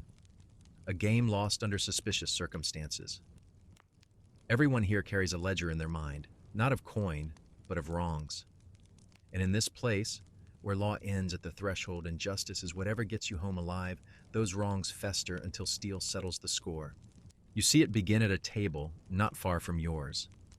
A younger man, sharp cheekbones, hands too clean for his supposed trade, laughs too hard at something the older man across from him didn't find funny. A game of cards sits abandoned between them. The younger one leans back, cocky, careless, flashing the glint of a coin pouch heavier than it was when the game began. The older man's face doesn't change, but his hand drifts under the table. This is the moment, the pause, the breath before a storm. You glance at the barkeeper. He's watching too, but he doesn't move. Not yet. Not until it's certain. Until there's no saving it. The moment stretches, taut as wire. Then it snaps. A chair flips. A knife flashes. The younger man lunges, not away, but forward. Fist, steel, crash. The crowd doesn't gasp. It doesn't flee. It shifts. Clears a ring. Some cheer. Some step back, sipping their drinks with idle detachment. Two men are wrestling now, one clawing at a throat, the other with blood on his sleeve and fury in his teeth. The barkeeper's already coming around the counter, club in hand, his face flat, unhurried. And just like that, it's over. One man on the ground, the other staggering back, panting, bruised. The barkeeper doesn't speak. He just points to the door. The bruised man limps toward it. No protest, no explanation. The crowd closes in behind him, the ring dissolving as quickly as it formed. No one checks on the one still on the floor. Someone will drag him out. Or not. Either way, the debt's been paid. You sip your drink, slower now. Because in this room, debt isn't about money. It's about memory. And memory here has a blade. The man near the fire hasn't moved in an hour. He sips slowly, never speaks, and wears a cloak that looks too fine for a place like this. He's too clean, his boots too polished. His hands don't carry the grime of work, and yet he's trying hard to look like he belongs. He listens. That's all he does. His eyes drift from table to table, face unreadable, never reacting, just gathering. He's no merchant, no thief, and no local. You know what he is long before anyone says a word. He's a listener, a collector, a spy. Every kingdom has them. Every baron, every bishop, every petty warlord with a coin purse and paranoia. And where do they send their ears? Not to courts, not to palaces, but here, to places like this, where secrets spill easier than ale, where drunks tell stories with no filter, and guards loosen their tongues after 3 mugs. This isn't just a tavern, it's an archive. And this man, he's the librarian. You've heard of others like him, men who memorize names, dates, whispered rumors, who carry messages sewn into hymns, who trade one overheard phrase for another, bartering information like other men trade livestock. The barkeeper knows who he is, probably even why he's here, but he says nothing. As long as the drinks are paid for and the questions are quiet, it's tolerated, for now. But there's danger in being a listener, because sometimes the people being listened to listen back. You see it tonight. The man leans ever so slightly toward a nearby table, a trio of merchants or men pretending to be. They're deep in conversation about troop movement, tax wagons, something too detailed to be just gossip. One of them pauses mid-sentence and looks up. Their eyes meet, just for a moment, and something shifts. The merchant stands slowly, walks to the bar, orders another drink, says something to the barkeeper. Casual, smiling, then he returns. And the quiet man by the fire finishes his drink in one long swallow and stands to leave. But now there's someone at the door, blocking it. Another merchant wiping his hands on a cloth, smiling too much. You blink and the man is gone. Not out the door, not upstairs, just gone.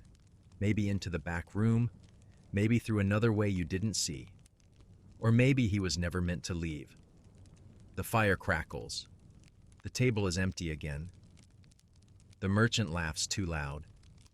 And you realize, in a place like this, information isn't just power, it's poison.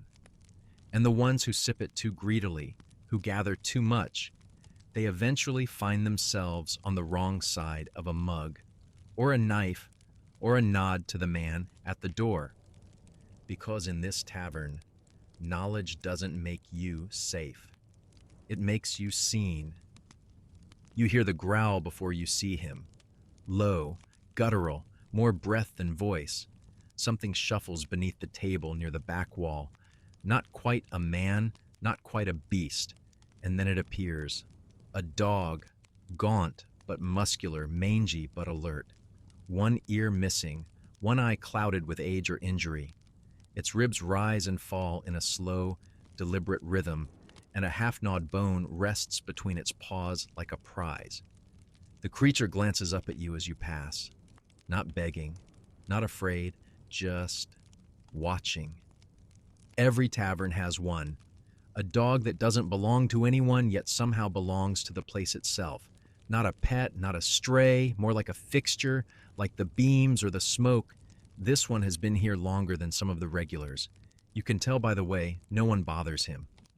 A drunk stumbles too close and immediately adjusts course, eyes dropping. A barmaid spills a drink and leaves it. The dog doesn't move, doesn't growl, just exists in a way that says he's earned the right to. You ask someone about him, and they shrug. He's always been here, they say, as if that explains everything.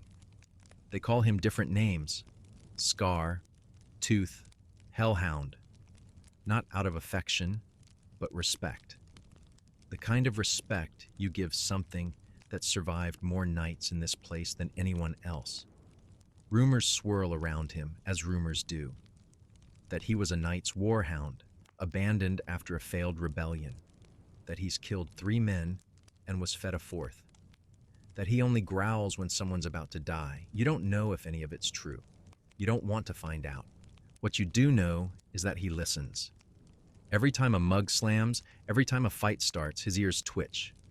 He doesn't bark, doesn't bite, not unless he's sure. But when he moves, it's fast. You've seen it. Once. A man threw a bottle at the barmaid. The dog was up before the bottle landed. No one saw him move, not really.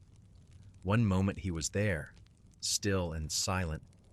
The next, his teeth were sunk into the man's calf, dragging him down like dead weight.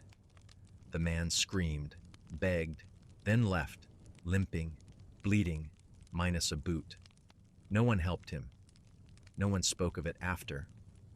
The dog went back to his place by the fire, curled up on a patch of straw, and resumed gnawing on his bone. Business carried on. Tonight he's staring at someone again, a merchant, sweaty, loud, fumbling with his coin pouch. The dog's good eye tracks every motion. The room is still loud, still warm, but something in the air tightens. You don't know what he sees. But you do know that when he stares, you should stop talking. Because in a tavern where everyone has a story, the dog remembers them all. And he never forgets who deserves to stay. The strangest moments in a tavern aren't the fights or the singing or the heavy silence that follows a body being dragged out the back door. It's the quiet. Real quiet. The kind that falls without warning, not from exhaustion or drunkenness, but from something else, something unseen. A collective pause, as if every soul in the room has just remembered the same terrible thing at the same time. You feel it now. The shift. It begins at the hearth. The flames crackle the same, but no one's watching. Dice stop rolling. The bard lowers his hand mid-chord. A barmaid sets her tray down slower than usual, eyes darting. A drink is passed without a word. Conversations shrink into murmurs, then stop altogether. No clinking, no laughter, not even footsteps. Just the subtle creak of old wood under nervous weight. You don't know why, not yet, but everyone feels it, that instinct, ancient and undeniable, that something is off. You glance toward the door. It's shut. The bar is manned. The dog is still in his spot, but the room is holding its breath. And in a tavern where sound is constant, silence is a warning. Sometimes the cause is simple. A regular walks in wearing new colors, the colors of a rival house or a banner freshly soaked in someone else's blood. Sometimes it's someone missing, someone who always sat at the same spot by the hearth, but hasn't been seen in 3 nights. Or maybe it's the arrival of someone who's been gone too long, gone with rumors in their wake and a price on their head. But more often than not, there is no clear cause. Just the feeling, like a storm hovering on the edge of the roof. The air goes still. The straw on the floor seems louder underfoot. Everyone keeps their hands close, their voices low. The barkeep doesn't shout tonight. He gestures. The barmaid doesn't flirt. She vanishes. No one makes eye contact for too long. And still, no one leaves. That's the thing. The silence doesn't make them flee. It makes them stay, rooted by a tension older than courage. You sit perfectly still. Your mug is half full, your throat dry. You sip, slowly, so as not to be the one who breaks the spell. You don't want to be noticed right now, because in a room this quiet, anyone can be noticed. Even you. The stillness lasts just long enough to settle into your bones. Then without fanfare, someone laughs. Forced, high-pitched. A few heads turn. Another voice joins in. The bard strikes a string softly.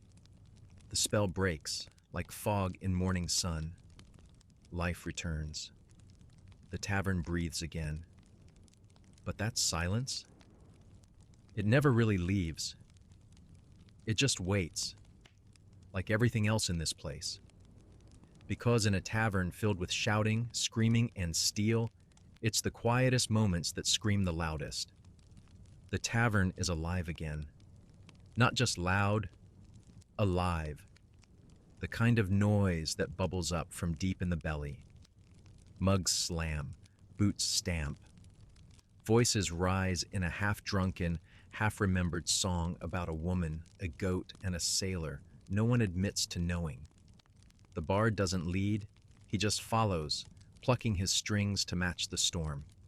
This isn't music. This is ritual. This is pressure release.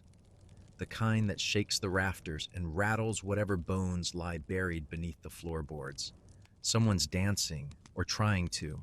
He stumbles more than he spins, one boot missing, shirt half-laced, eyes unfocused. A woman throws a piece of bread at him, laughing. He catches it, barely, then eats it mid-dance like he hasn't seen food in days. Another man, broader and louder, tries to lift him for a twirl. They both crash into a bench. More laughter. A mug shatters. No one cares. This is the madness that comes after midnight. When the fire's low, the drink is strong, and everyone's just awake enough to forget the world outside. Faces flush, voices crack. The walls reverberate with a kind of joy that's too wild to be safe. And beneath it all, something starts to pulse. Something unspoken, but understood by everyone who's ever survived a night like this. You see it on their faces. The joy is real, but it's not pure. It's survival joy. The kind that emerges not because life is good, but because it isn't. And they're laughing in defiance of that fact. These people have nothing. No land, no wealth, no power. But in this moment, they have noise. They have each other. They have a temporary victory over hunger, debt, and cold. The celebration is honest, and so is the desperation beneath it. There's a man at the bar missing 3 teeth. He sings louder than the rest. His voice cracks like dry wood, but no one tells him to stop. A woman thumps a spoon against a table in time with the beat. One child asleep on her shoulder. Another chewing on a scrap of leather beneath the bench. A young couple kisses like the room isn't watching. Maybe they've just met. Maybe they're saying goodbye. It doesn't matter. The tavern doesn't ask for reasons, only volume. But then the song shifts, the key changes, the mood turns strange. One voice sings a line out of rhythm, darker, slower. The bard falters, the fire pops. Someone howls with laughter, and the moment shudders. Just for a second, just long enough to remind everyone that joy in this place is always borrowed, never owned. Still, they keep singing. Because if they don't, if they stop too long, think too long, the silence creeps back in. And tonight, no one's ready to face the quiet again. Because in this tavern, madness is safer than memory, and louder is always better than honest. You sit alone for too long, and eventually, someone notices. That's how it works here. The tavern doesn't tolerate solitude, not because people are friendly, but because silence makes them curious. A man drinking alone is either hiding something, running from something, or waiting for something worse. And in a room full of predators and debtors, curiosity turns dangerous fast. A chair scrapes beside you. Someone sits. You didn't invite them. You didn't look up. But here they are anyway, close enough to smell their breath, sour with drink and something acrid underneath. They don't speak at first. Just sit, watch. Let the moment stretch. It's not friendly. It's not threatening either.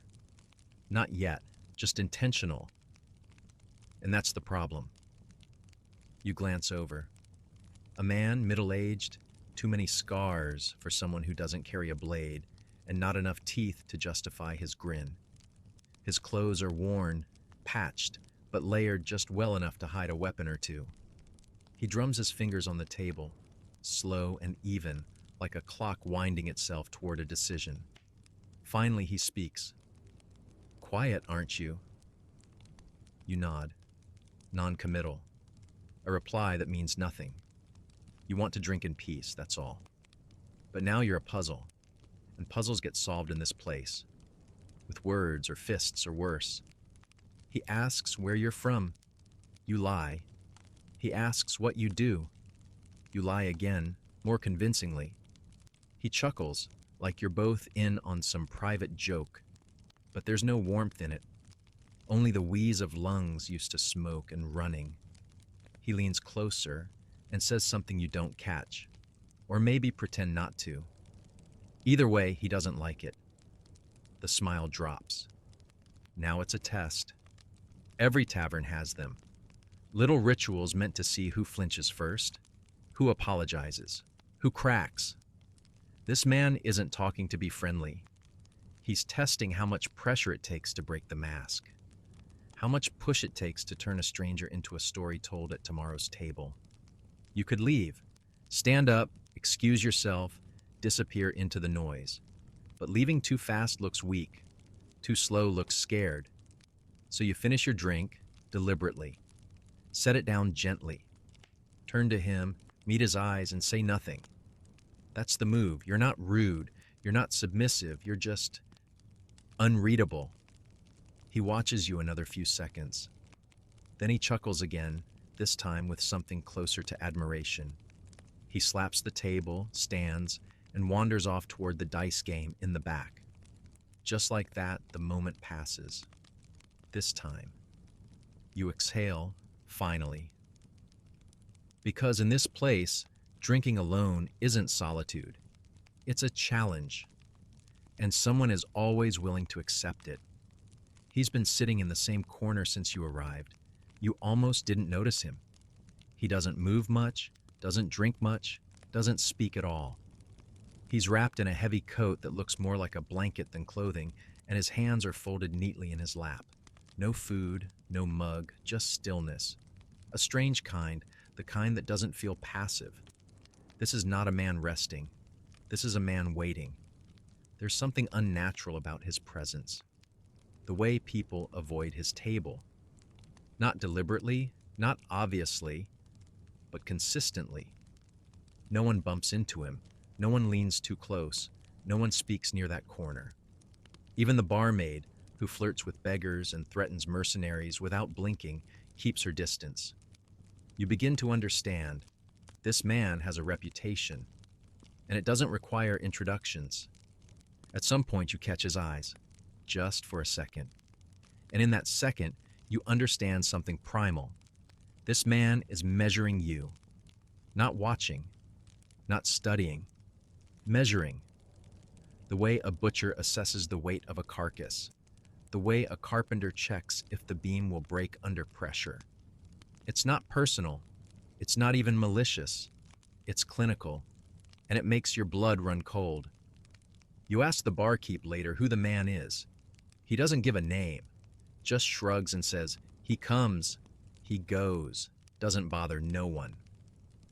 But his tone says more than his words. It says, "Don't ask again." So you don't. There are stories, of course. There always are. That he used to work for a lord who vanished. That he served as an assassin, or worse, an enforcer. That he never sleeps, never eats, never speaks unless he's about to do something terrible. Some say he's been here for years. Others claim he only shows up when someone's about to disappear. You hear one version that says he's blind, that he hasn't seen a thing in a decade, but still hits every mark. Another says he's a priest, fallen from grace, and waiting for a sign. No one agrees. But they all agree on one thing. You don't sit at his table. And yet the table isn't marked. There's no sign, no visible threat. Just the aura of a man so sure of himself he doesn't need to prove anything. And in this room, that's more dangerous than a drawn sword. You see a young man stumble toward him, drunk and laughing, unaware of the invisible line he's about to cross. He reaches for a chair and stops. No words, just a glance from the man in the coat, a flick of the eye. The boy turns pale, mutters an apology, and backs away without further protest. His friends laugh. He doesn't join them. The man resumes his vigil. He's not here for ale, not for company. He's waiting. And someday, someone will wish he'd never come. At some point in the night, a game starts. Not cards, not dice, not the kind played with rules. It begins with a whisper, a dare maybe, a coin on the table and a challenge no one really wants to accept, but no one wants to refuse. You don't know the players. Not really. Just faces you've seen at the edges of the room. A wiry man with a twitch in his eye. A woman with a scar curling from her lip to her ear. Another whose sleeves are always just a little too long. They sit together now at a corner table, the light from the hearth dancing across their mugs and knives. There's tension in their posture, a tightness in how they grip their drinks, how they laugh a beat too loud. This isn't camaraderie. This is a test disguised as fun. A game with no name, where the winner is whoever can hold their nerve the longest. Someone pulls out a pouch and dumps its contents. Teeth. Human by the look. The table roars with laughter, but there's no humor in it. It's a signal. This round's prize isn't silver, it's fear. The next player must raise the stakes. Someone slams down a blackened coin. Another drops a ring. Gold, bent, possibly stolen. Each item darker, more personal, more cursed than the last.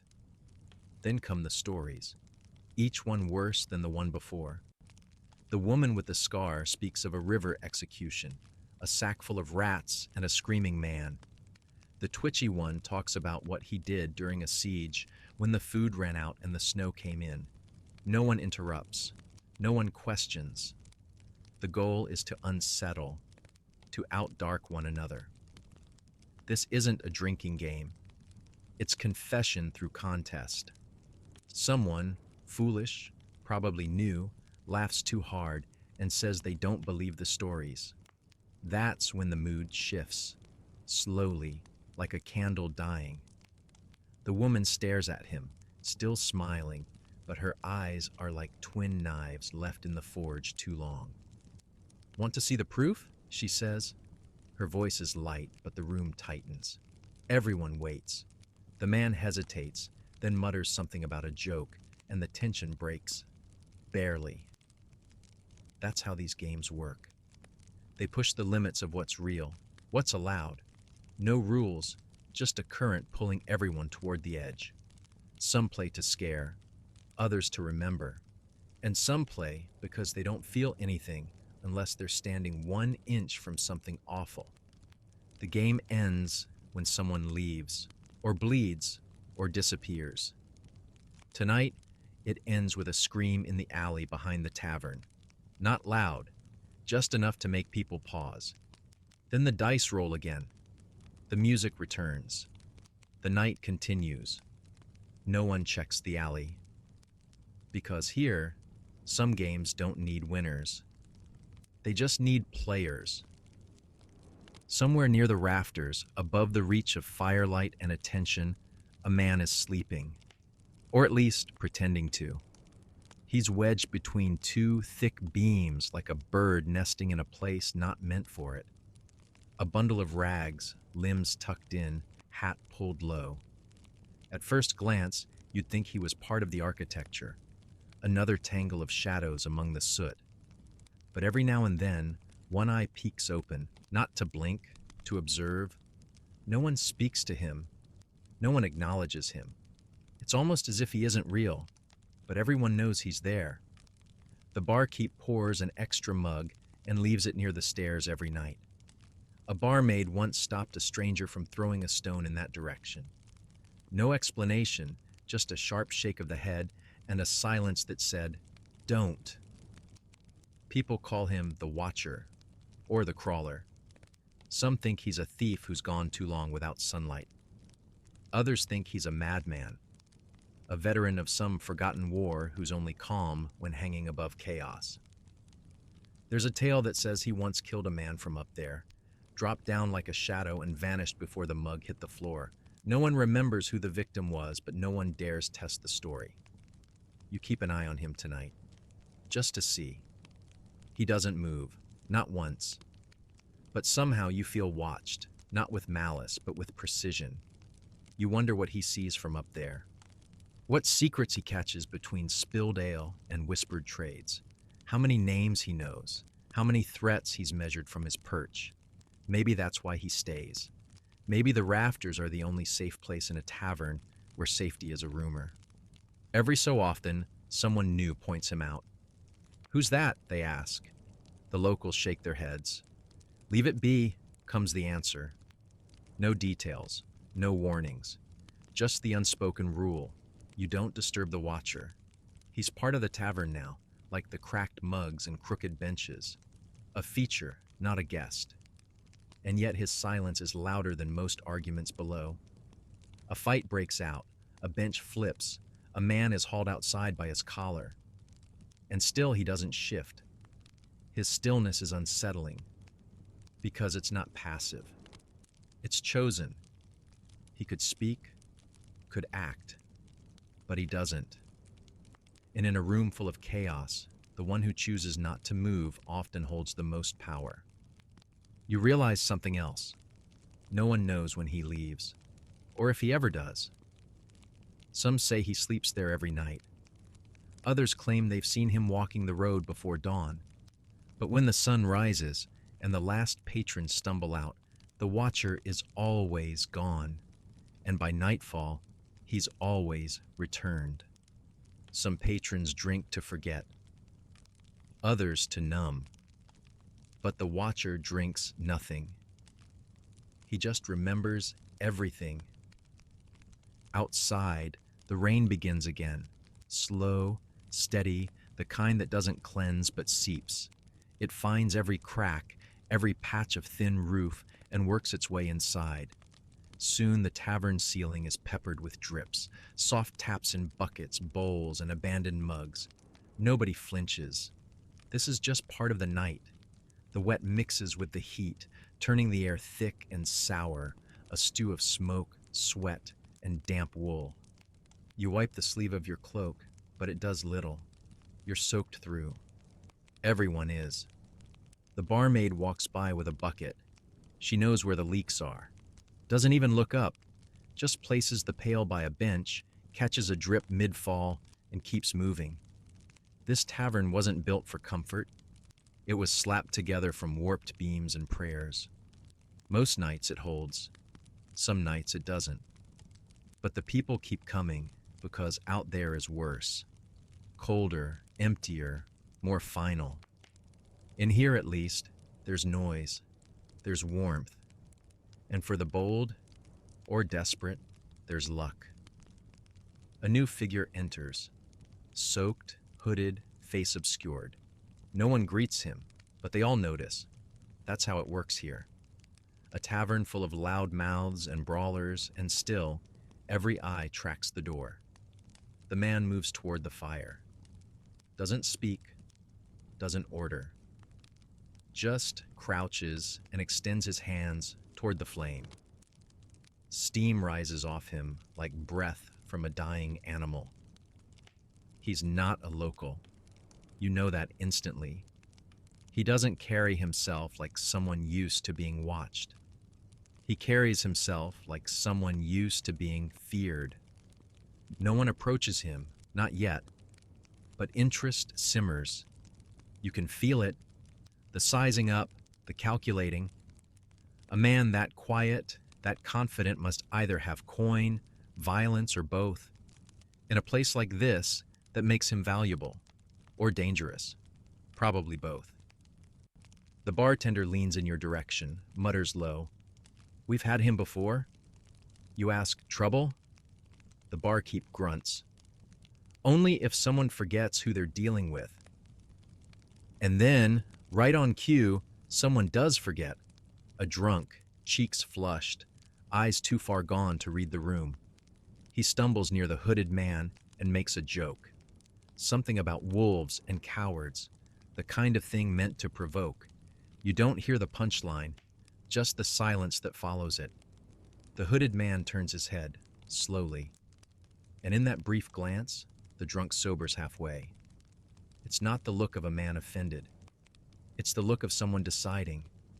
There's no anger, just cold, quiet deliberation. The drunk backs off, tries to laugh. Nobody joins him. The hooded man returns to the fire, and the tavern breathes again. You sip your drink and watch the steam rise from his cloak, curling like smoke from a battlefield long buried. In here, the rain may fall, the roof may leak, and the fire may die. But the real danger? It always walks in unnoticed and stays until the storm passes. There are no clocks in the tavern, no bells to toll the hour, no candles marked with lines to track the night. Time doesn't pass here. It sinks, like spilled ale into the straw-strewn floor. It vanishes beneath layers of noise and smoke and sweat. You begin to lose your sense of the outside world. The moon could be rising or falling. The sun could be an hour away or already creeping up behind the hills. No one knows. No one asks. The tavern runs on a different rhythm, one ruled by drink, by tension, by whatever chaos happens to take the lead. But there is a shift, a weight that settles over the room like a wool blanket soaked in cold water. You feel it in your spine first, a slow awareness that the energy has changed. Fewer people laugh now. The singing has stopped, replaced by low murmurs and the occasional cough. Chairs creak as bodies slouch. The fire dims. This is the hour when things turn ugly. Not in a grand, cinematic way. In small ways. The kind that creep. The kind that whisper. Someone at the next table is staring into their cup, not drinking, just watching it. As if the surface might answer a question they're too afraid to ask aloud. A couple argues under their breath, eyes darting. He grips her wrist a little too tight. She smiles a little too fast. Across the room, two men lock eyes and hold them for too long. Nothing's said, not yet, but something is unraveling. This is when the lies wear thin, when the laughter runs out. When the drink, meant to numb, starts to fuel the darker thoughts. Old debts bubble up. Past insults resurface. Jealousies ignite with the flick of an eye or the accidental bump of an elbow. And all of it is coated in that thick, sleepless haze of drink and fatigue. You don't want to move now. Not because you're scared, because you're aware that anything could tip the balance. One wrong look. One wrong word. The room has turned volatile, like a barrel of spoiled wine ready to burst from the pressure inside. The barkeep wipes his hands slowly, eyes scanning. The barmaid's shoulders are tense now. The watcher in the rafters shifts ever so slightly. Everyone's waiting for the moment. No one knows what it'll be, just that it's coming. And then, a crash. A chair flips. A mug shatters. A man screams something incoherent. The room lurches, but no one leaps in. Not yet, because this is the ritual. The tavern wants it, needs it. The violence is its release valve, its heartbeat, its sacrifice. Tonight, it will be fed. And when the moment passes, when the bruises bloom and the blood dries, the tavern will settle once more. But for now, every soul in the room waits on a blade's edge. Because this hour, it doesn't belong to reason. It belongs to whatever rises from the bottom of the cup. It starts with a shove, not even a hard one, just enough to knock someone's balance off center. Maybe it was an accident. Maybe it wasn't. No one ever really knows in a place like this. The man who gets shoved turns slowly, mug still in hand, ale sloshing over the rim. He's tall, broad, and red-faced, with the kind of jaw that only clenches in two positions, drinking and swinging.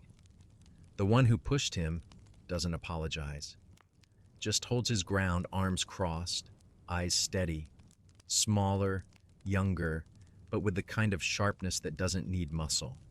Just nerve. He knows what he's doing. He's calling the bluff. The crowd around them quiets, almost reverent. The tavern loves this, lives for it. All the noise, the laughter, the warmth. It's all just prelude to this. No one stops it. Because fights here aren't interruptions. They're expected. Sometimes they're the only entertainment.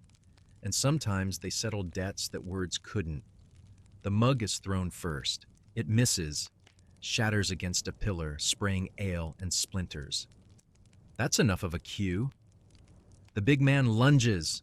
The small one ducks, jabs upward, and suddenly they're locked in a blur of fists, knees, and curses that would make a priest vomit. Chairs scrape, tables shift. Some people cheer. Others move their drinks, like the fight's just another puddle on the floor to avoid. You can tell who's new by who flinches. The veterans just lean back and watch the show. The brawl is fast and clumsy. Neither man is trained, but both are determined. There's no technique, just anger, adrenaline, and the kind of desperation that only surfaces when life's backed you into too many corners. The big man gets in a good hit. The small one bleeds from the nose. He grins through it. Somewhere in the back, coins start exchanging hands. Bets. Always bets. You can't help but watch, not out of cruelty, but out of recognition. This is survival dressed as entertainment, pain wrapped in applause. And here, in the flickering gloom, it makes sense. Outside, justice is slow and distant. Here, it's swift, brutal, and loud. Eventually, someone breaks it up. Not the barkeep. He won't risk his neck unless there's blood on the floorboards. It's the barmaid, of all people. She steps between them like she's breaking up a family squabble. One look, one word, and both men back down.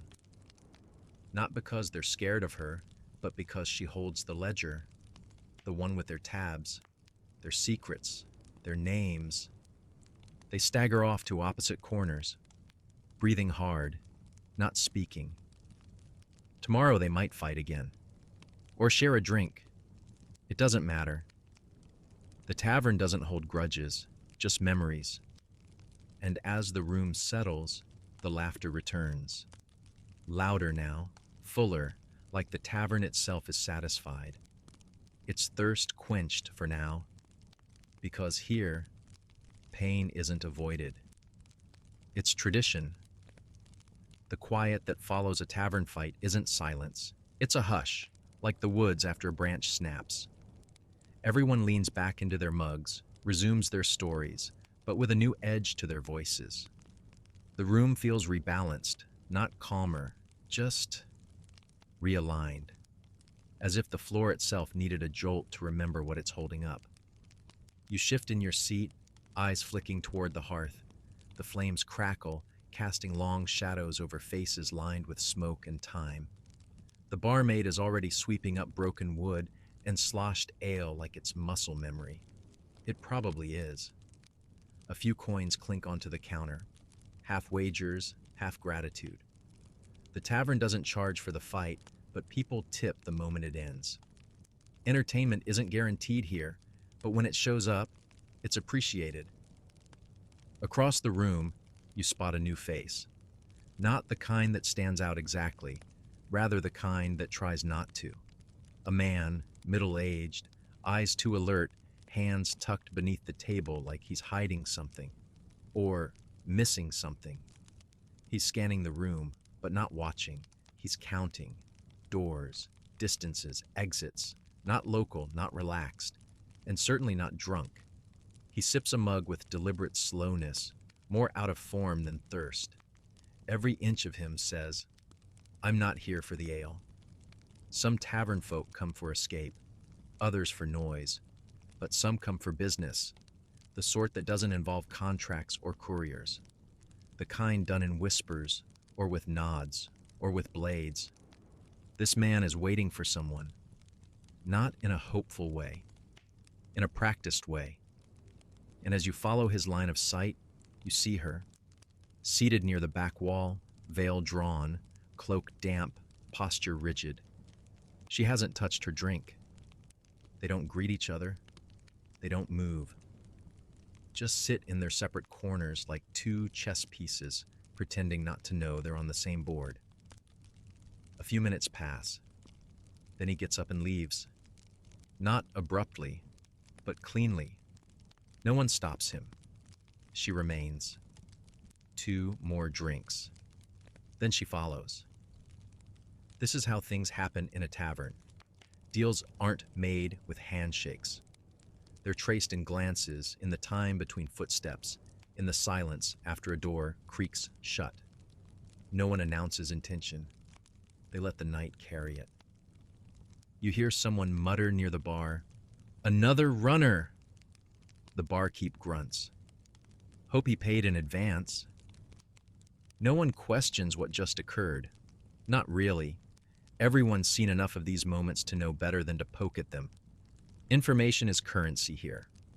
And curiosity, that's a gamble. You return to your own drink, letting the heat settle in your chest. Because in this place, danger doesn't always shout. Sometimes it just leaves quietly through the back door. The floor is never clean, not even in theory. It's packed earth, layered with straw and seasoned with years of spills, spit, and things better left unidentified. You step carefully not out of politeness, but out of preservation. The wrong patch squishes, another crunches, and somewhere near the hearth there's a dark stain that no one talks about anymore. The barkeep throws fresh straw on top of it once a week. That's the cleaning schedule. But tonight something smells off, worse than usual, and that's saying something. A rot in the air, thick and sweet, like spoiled meat soaked in wine. You wrinkle your nose, glance around, but no one else seems to react. Or maybe they're just used to it. Or maybe they know. There's a corner near the chimney no one sits in. Not because it's too dark, not because it's too cold, though it is both. It's just avoided, subtly, intentionally. When new guests drift toward it, locals nudge them elsewhere. That table's spoken for, they say, even when it isn't, even when it hasn't been for years. You asked the barmaid once, when the hour's late and her guard's down, what happened in that corner. She doesn't answer directly, just wipes her hands on her apron and says, "Some things linger," and then walks away.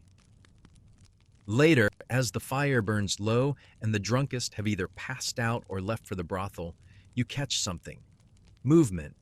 Just a flicker. The kind you could blame on shadows, or drink, or both. But it came from the corner. The one no one touches. You stare longer than you should. Long enough for your pulse to find your throat. The corner remains still now. Empty. But not inactive. There's a presence to it, a weight, like the air's thicker over there, like the dark has decided to stay. They say every tavern has its ghosts.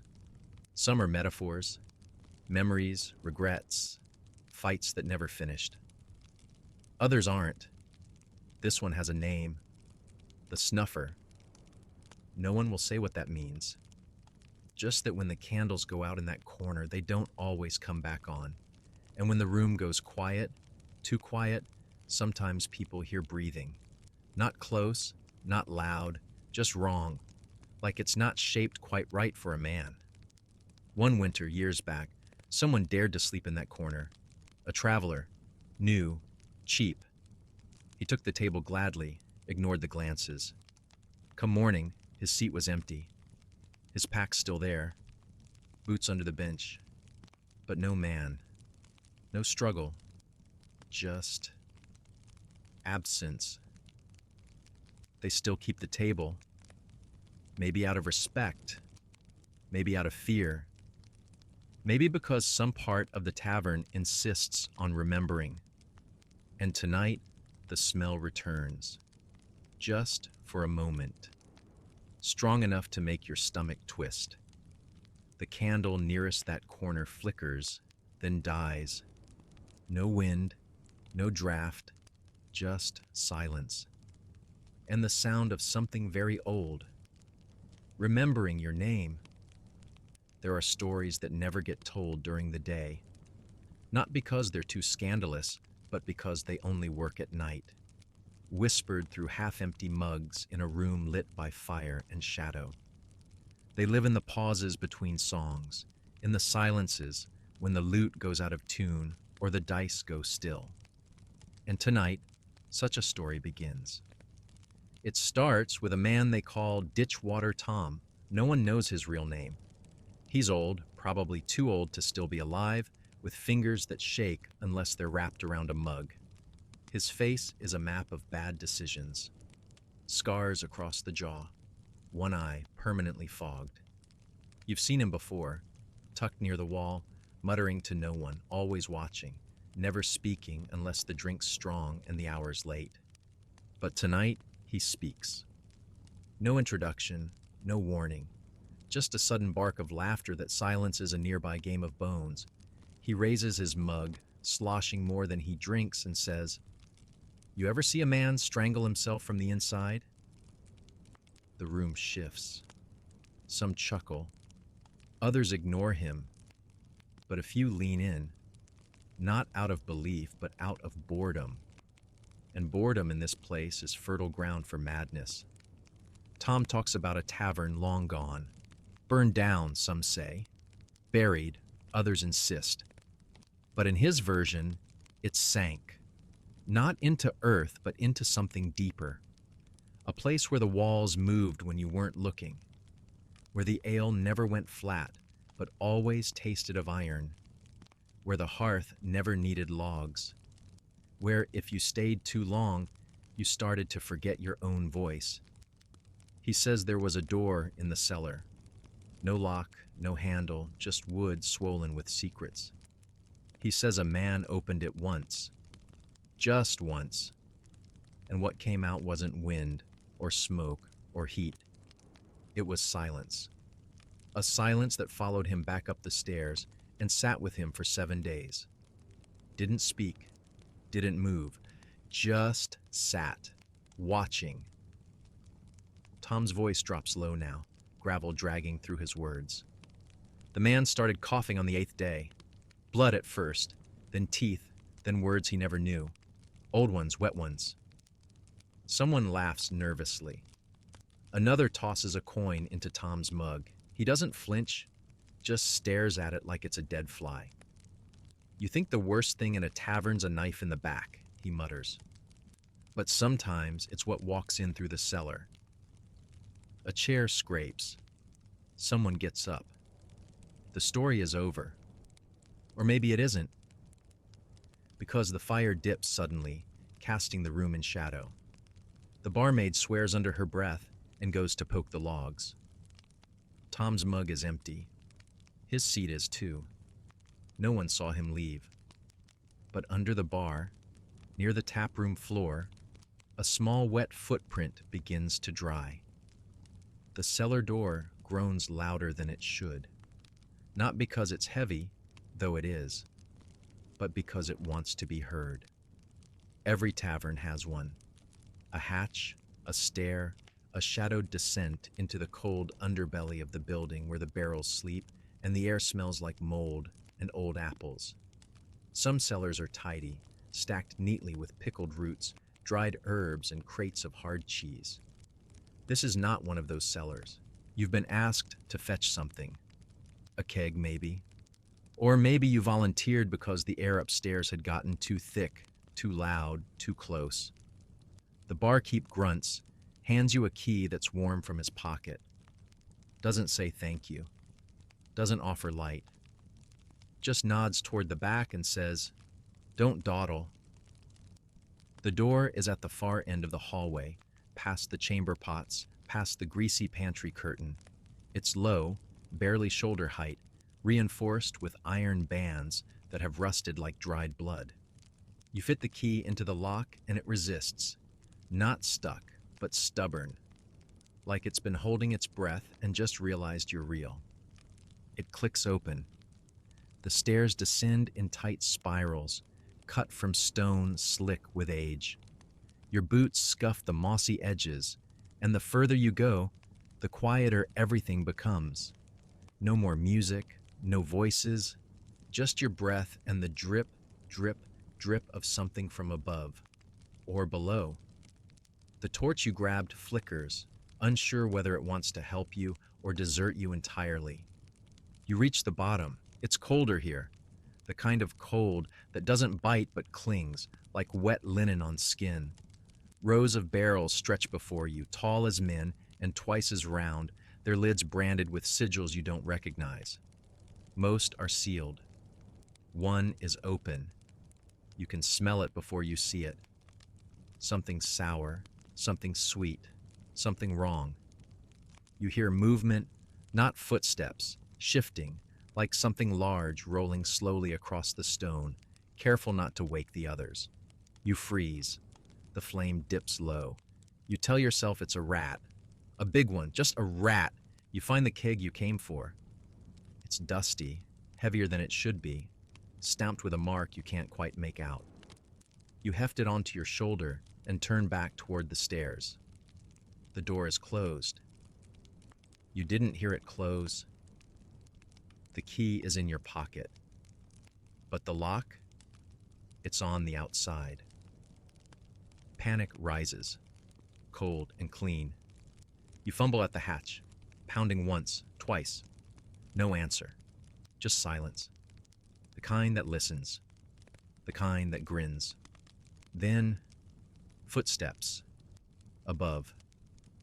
Slow, purposeful.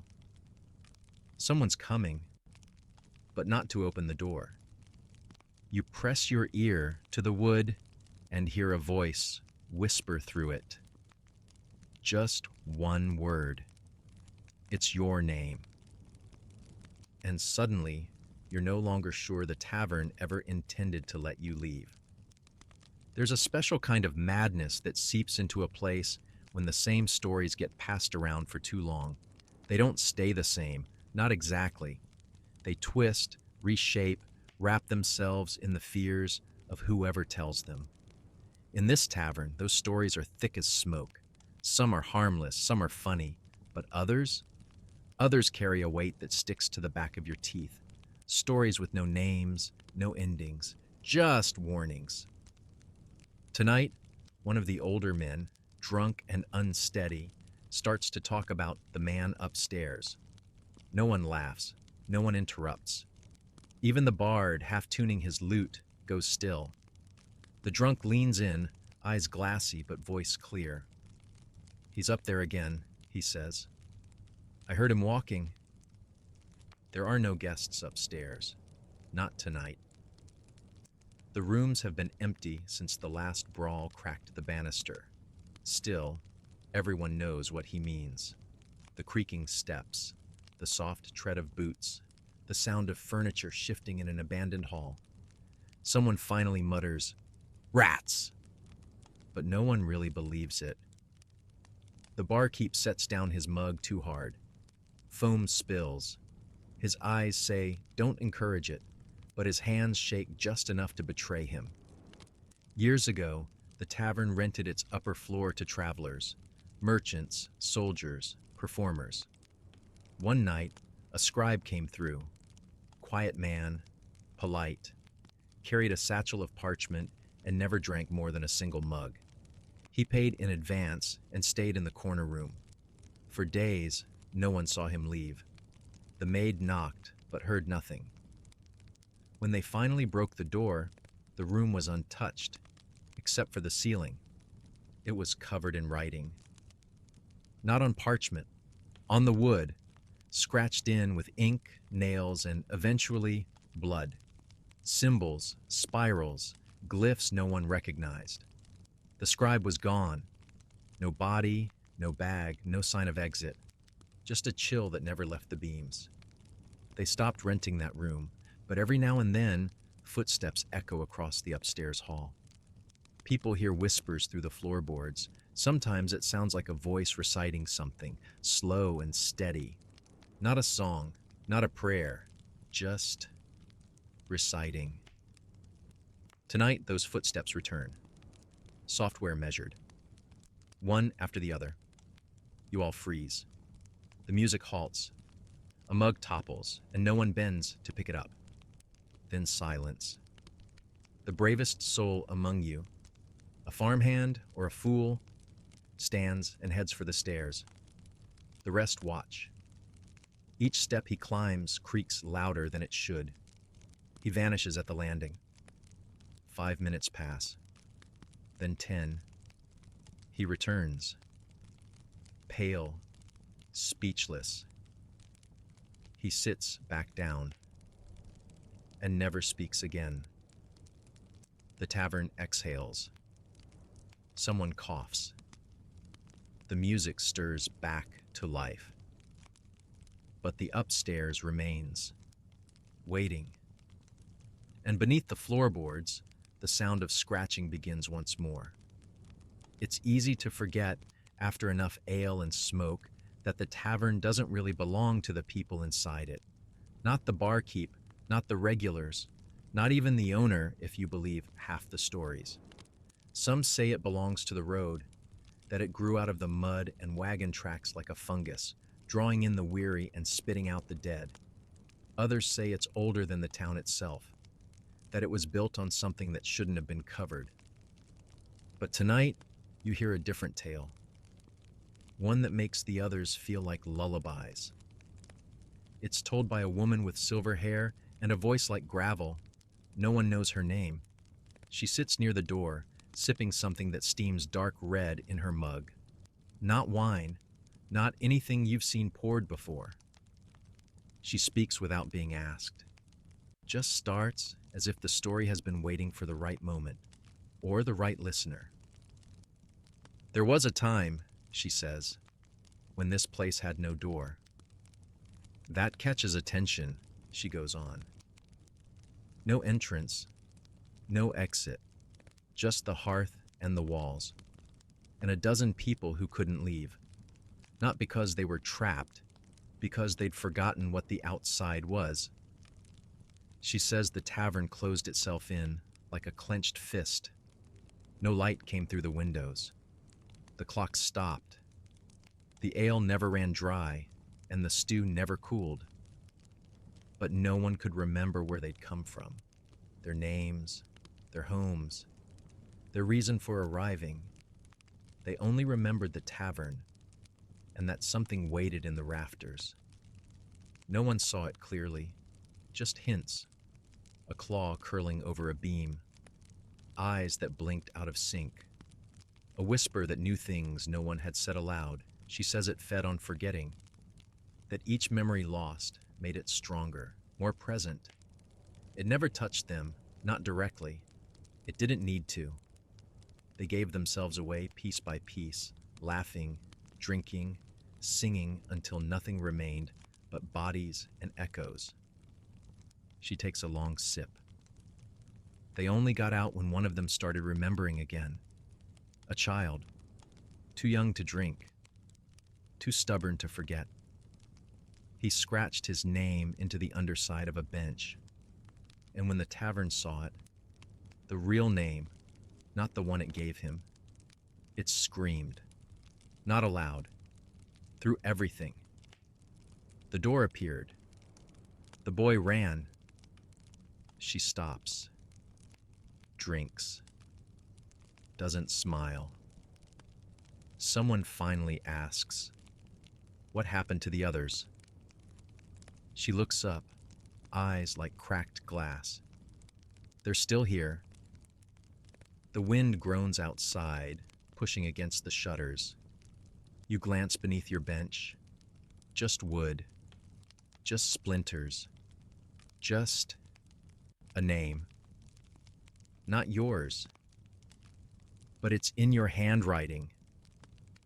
The woman is gone. The mug is empty.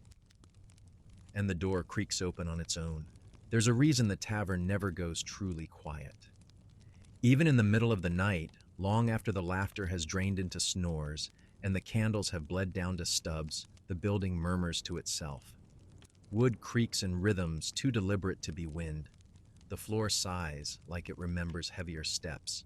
The chimney breathes, exhaling smoke long after the fire's gone cold. It's as though the place isn't resting, just watching, waiting for the next guest too tired or too drunk to care, that the night feels wrong. You've decided to stay late. Not by choice, exactly. The rain outside sounds like it's trying to scrape the roof off. No carriage would come in this storm. No inn has space. And so you sit, alone at your table, wrapping your cloak tighter, as the barkeep wipes down mugs with the urgency of someone pretending nothing's off. He doesn't ask why you're still here. He doesn't offer you another drink. He just keeps his head down and moves with the precision of someone who knows what comes next. When you finally speak, some polite nothing about the weather, he doesn't answer, just points toward the hearth. You look. There's someone sitting there, which is strange because the seat had been empty moments ago. She's facing the fire, hood drawn, steam rising from the floor beneath her, as if her clothes are still soaked, though it hasn't rained for more than an hour. Her shoulders rise and fall with breath, but it's slow, wrong, as if drawn from somewhere else. You glance at the barkeep again. He's already turned his back. The woman doesn't move. You try not to stare. Try to focus on your cooling drink, but your eyes keep slipping back to her. And every time you look, she's sitting a little differently, closer to the fire, closer to you. The barkeep retreats into the back room. He leaves the lantern burning. He leaves you. You finally stand, not to approach her, just to leave. Find a stable. Sleep on hay. Anything but this. You step toward the door. It won't budge. Locked. You rattle the handle. Nothing. Behind you, the chair by the hearth creaks. You turn. It's empty. Your breath fogs in the air. It's too cold. Much too cold. Then you feel it. Wet cloth brushes your arm. You didn't see her move. You didn't hear her move. But she's beside you now, head tilted, no face visible beneath the hood. Just breathing. Long, deep, measured. She reaches toward your face. Her fingers drip rainwater. Only rainwater. And yet, the place behind your eyes begins to forget your father's name.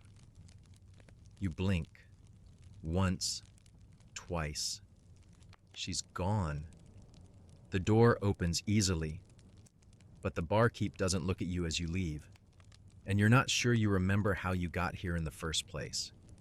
The tavern is quieter these days, not because there are fewer people, It's as full as ever. But because the right people are missing, the ones who kept things balanced, the old farmer who broke up fights with a slap on the back, the barmaid who could make a drunk confess sins he'd never committed, even the fiddler who never played the same song twice, all gone. Some left town, others simply disappeared. And the ones who stayed, they don't speak much anymore. The new regulars aren't locals. Their faces change nightly, but their eyes don't. Hollow, greedy, waiting for something they never quite name. They drink, but never seem drunk. Laugh, but never look amused. When one leaves, another arrives, often from nowhere, stepping through the door without bringing in a breeze.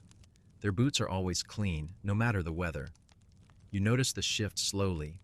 At first, it's little things. No one helping when a chair breaks. No one greeting newcomers. Then, it's the stories. The ones you used to hear about old wars, lost loves, broken packs. Fade out, replaced by tales that don't make sense. Stories with no people, no beginning, just endless descriptions of places that don't exist. Forests with black leaves. Cities where it rains glass. Oceans that whisper back. Someone listens. A merchant, young and tired, laughs at one of the strange tales. "You're all mad," he says, cheerful. "That's not even a real country." The storyteller leans in, smile gone. "It will be." That night the merchant vanishes. His horse is still in the stable, his coin pouch left untouched. But his boots, muddy when he arrived, are now spotless, like he never stepped through the door at all. You try to speak to the barkeep, ask him if he's noticed the shift. He doesn't answer at first, just stares into his own mug like it might save him. Then he says quietly, "It's not the people that changed. It's the tavern." He thinks it's replacing itself, piece by piece, the wood in the beams, darker than it used to be. The candles burn with a pale blue flame now, even though they were bought from the same old chandler. The hearth smoke curls in patterns, spirals, glyphs, no one remembers seeing before. "It's becoming something else," he says, "and we're still here." You look around. The laughter is too even, the eyes too still. You can't shake the feeling that something is wearing the tavern like a skin, still shaped like wood and warmth and ale, but underneath, stretching into something vast and waiting. You consider leaving, but the thought slips away before it can take root, and the door hasn't opened all night. There's a mirror behind the bar, or at least, it looks like a mirror. Old, warped glass framed in dark oak, streaked with age and candle soot. It's cracked in 3 places, not enough to shatter the reflection, but enough to distort it. Most patrons ignore it. Some glance into it without thinking. A few, once they've seen too much, never look again. You find yourself watching it tonight, not out of curiosity, but because you think you've seen something that doesn't quite belong.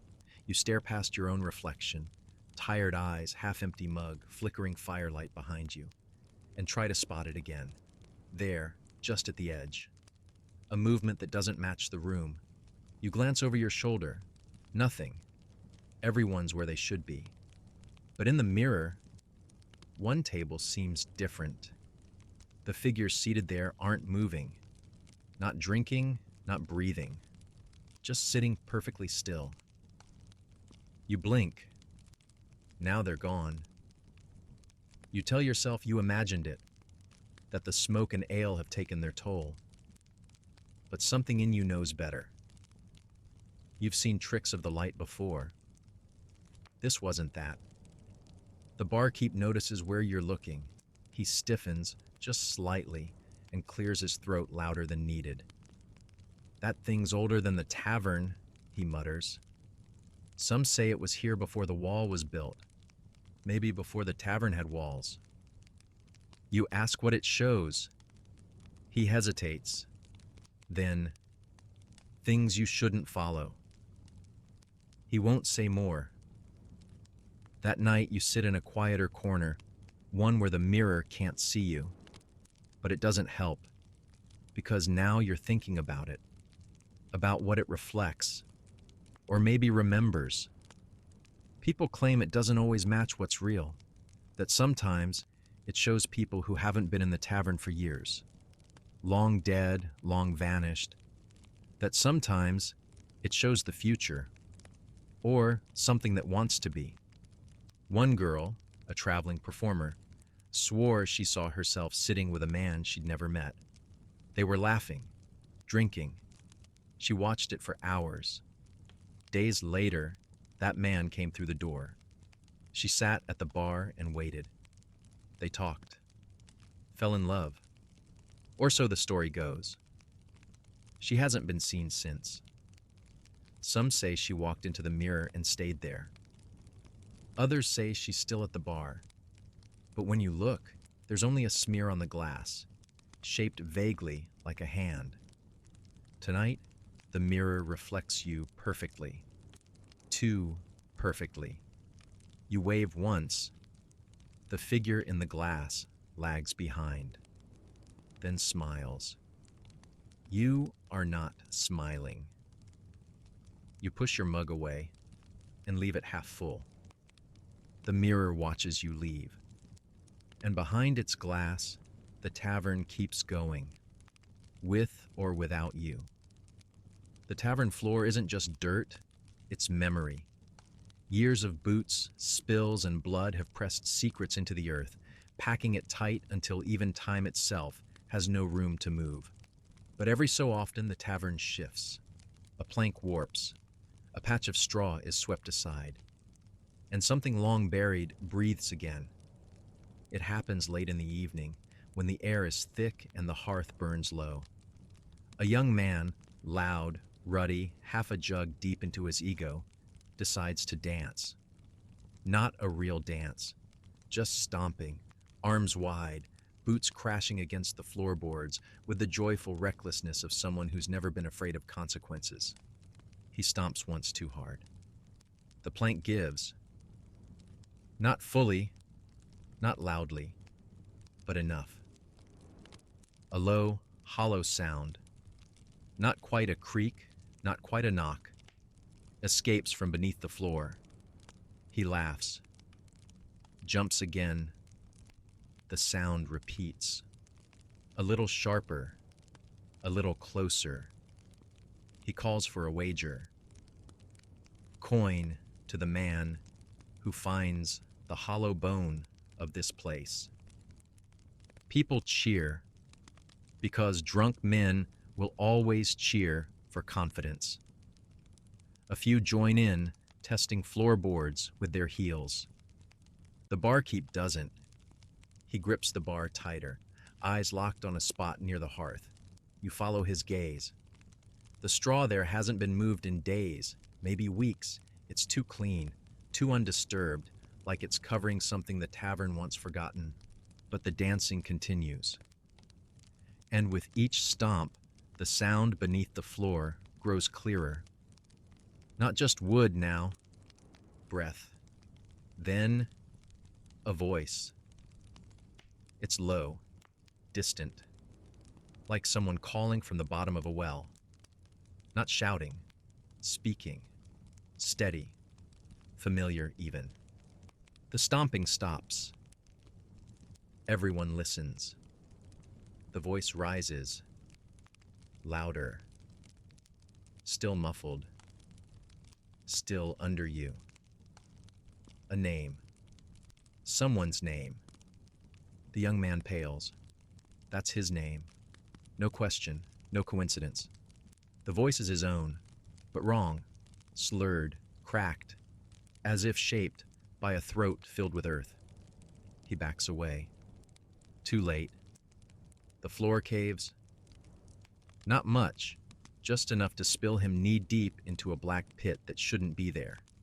The edges of the hole steam slightly, like the breath of something cold and ancient.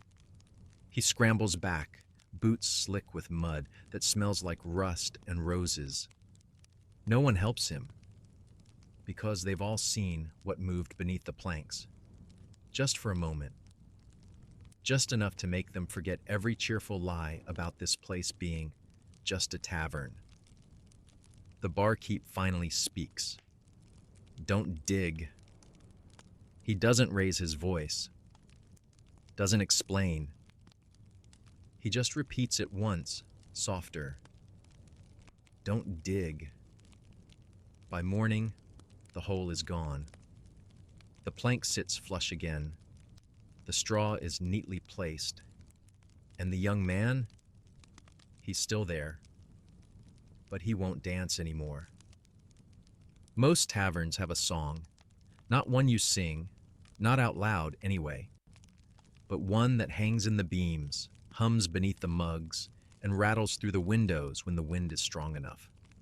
This tavern song isn't pretty. It's not a tune you'd hum to a child or play on a fiddle. It's lower, older, a rhythm stitched into the cracks of the stones and the grain of the tables. A song made of footsteps, of spoons scraping bowls, of chairs dragging across the floor just after closing time when no one is left to move them.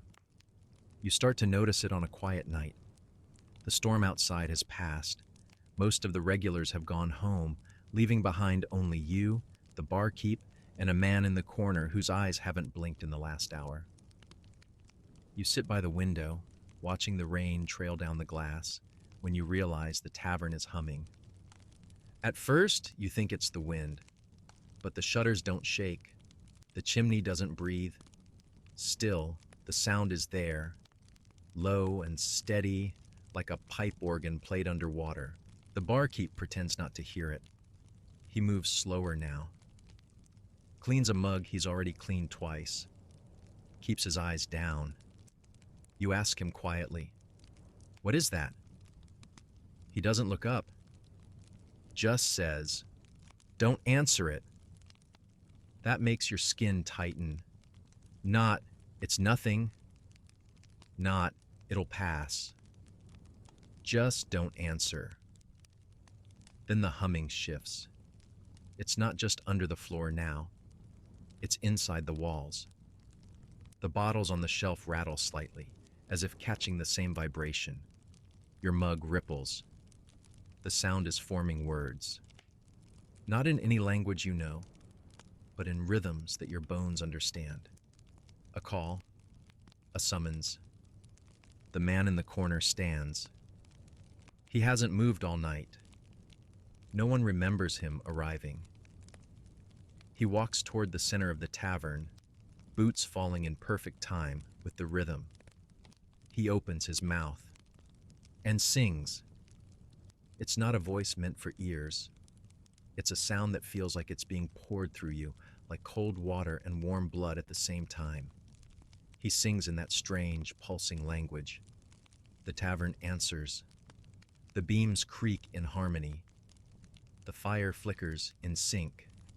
Then, a door opens. Not the front door, not the back, a third door. In the center of the far wall, where there was only ever plaster and faded paint. The barkeep drops the mug. The man walks through the door, and it closes behind him. The wall is smooth again. You stand to leave. The barkeep says nothing, but as you push open the door to the rainy street, the wind behind you hums a bar of the song. And deep down, you know, next time, it'll be your turn to answer. There's something wrong with the light in here. You didn't notice it at first. No one ever does. But the more time you spend inside, the more obvious it becomes. It's not the fire. The hearth burns strong, crackling and golden. It's not the candles. Their waxy flames dance like they should. It's the shadows. They don't behave. They don't match the movement of the bodies casting them. They stretch a second too slow. linger a moment too long, and sometimes they move even when their owners do not. You first catch it in the reflection of your mug. The warped metal bends the shapes around you, and there it is, a figure walking behind you. You turn, nothing, but the shadow's still there in your drink, crossing behind your chair. You stand too quickly. The bench tips. The barkeep glances your way, but only for a moment. He doesn't ask. He never does. You aren't the first to notice, and you won't be the last. A man near the door mutters, "It's just the tavern settling." But you don't believe that. The light feels too deliberate, like it's been designed to play tricks.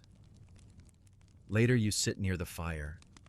You watch the shadows dance across the floor and walls. At first, it's almost calming, like a living mural flickering with stories. Then you spot something that ruins it. A shadow of a man holding a mug. Perfectly normal. Until you realize the man's mug is on the table. Not in his hand, but the shadow's still drinking. Another woman's silhouette lingers on the wall, even after she stands up and walks away. And then there's the dog. No one brought one in, and yet its shadow flicks across the ceiling like it's chasing something invisible. You stand again, pace. Test your own shadow. It follows you, mostly.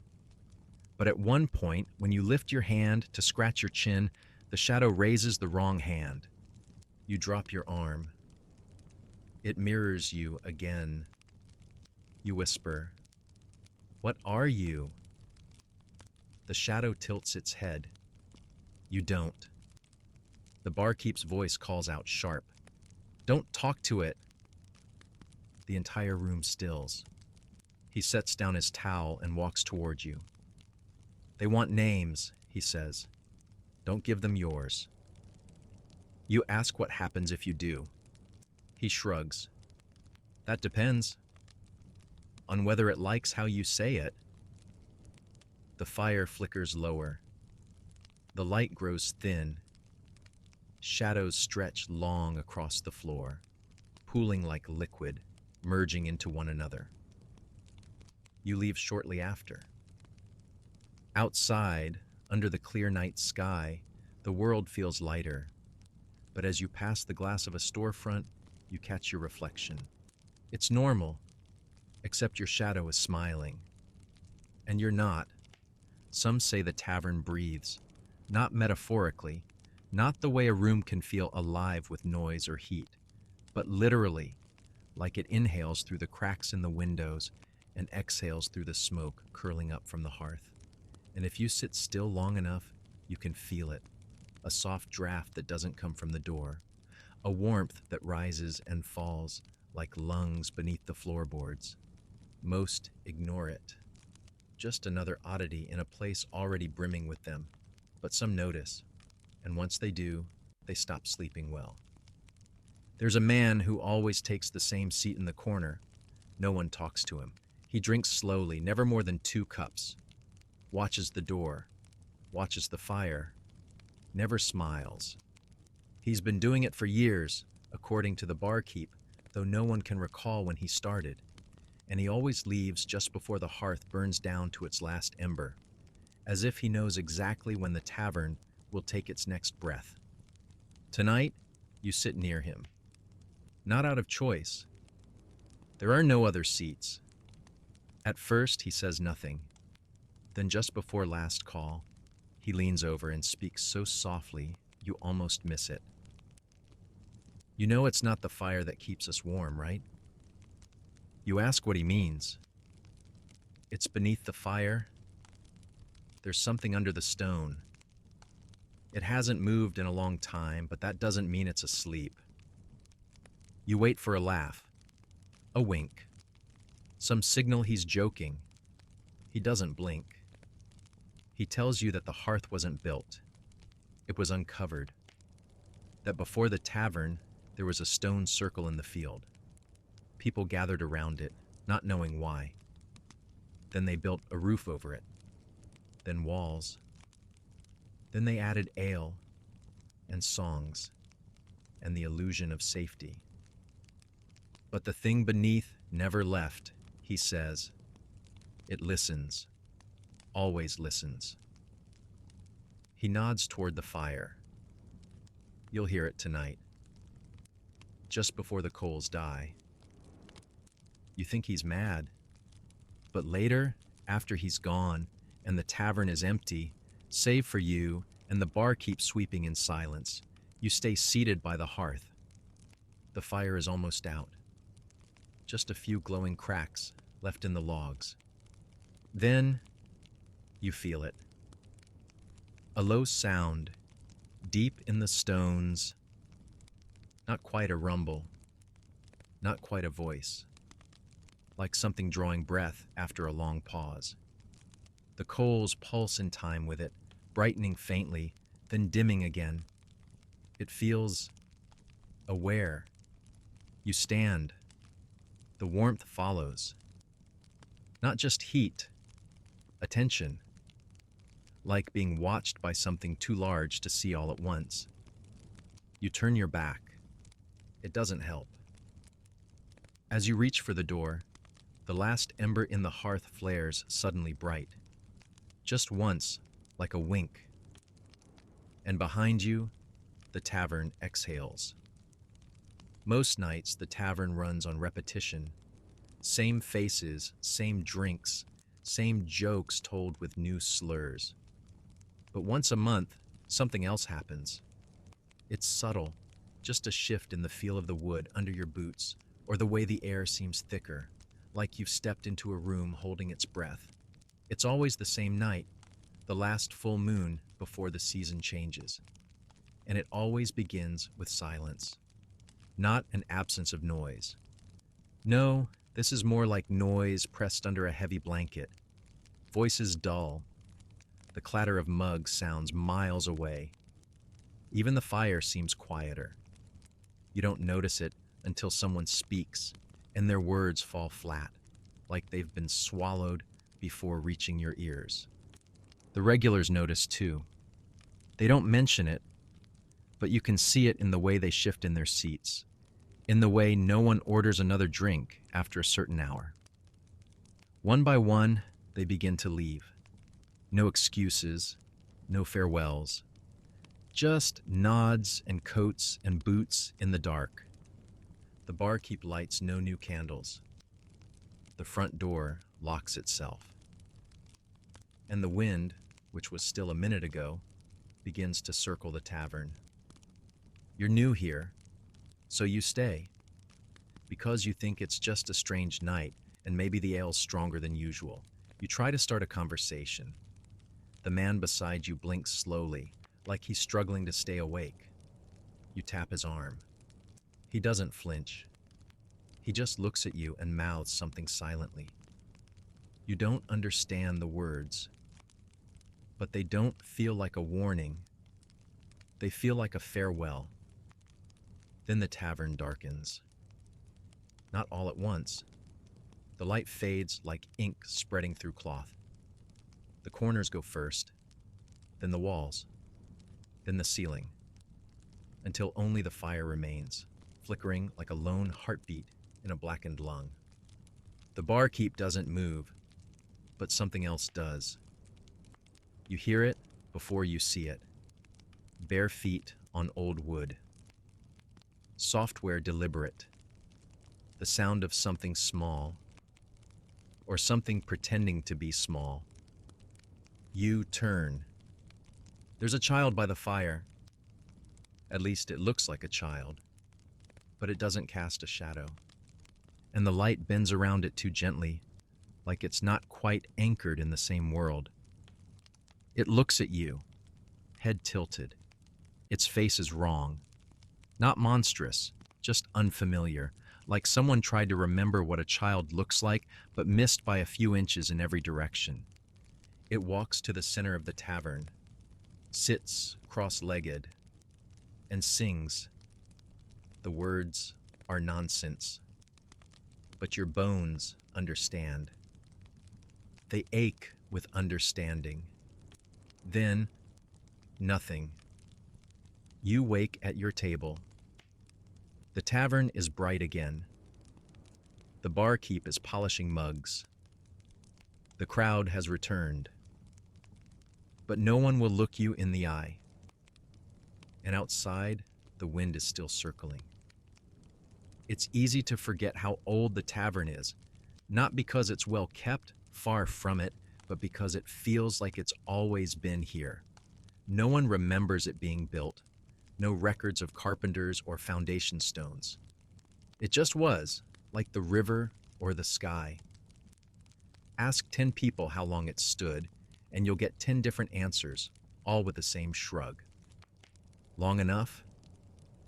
But one night, a scholar stumbles through the door, not drunk, not lost, just shaken.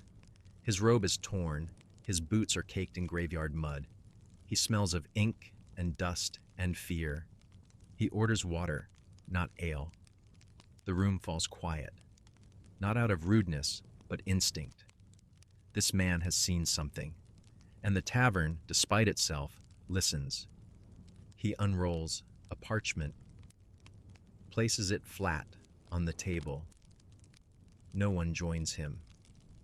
He talks anyway. The map is old, ancient, hand-copied from a Roman scrap that was itself copied from something older. This, he says, tapping the center, is the tavern. You glance down. It's not called that. No name, just a circle drawn in black, surrounded by cryptic symbols and one phrase in faded ink. The place between roads. He says the name again. Not the one on the map, the one in his research. The real one. A word that tastes like ash just hearing it. Immediately, 3 candles go out. He says the tavern is a knot in the weave, a crossing point where paths tangle and realities rub against one another. That's why travelers from opposite ends of the world somehow end up here on the same night. That's why strangers look familiar. Why the stories told at this hearth never quite match who tells them. It was once a meeting place. Then it became a passage. Now it's becoming something worse. He pulls out another parchment. It's newer, less yellowed. A map of the inside. Not just the room, but everything beneath it. Corridors, stairs, chambers. None of which should exist, and none of which anyone's ever seen. Or so you thought. The barkeep walks over slowly, says nothing, just looks at the map, then folds it shut with trembling fingers. You need to leave, he tells the scholar. The man refuses, says he has more to explain, more to warn. The barkeep's voice sharpens. Now!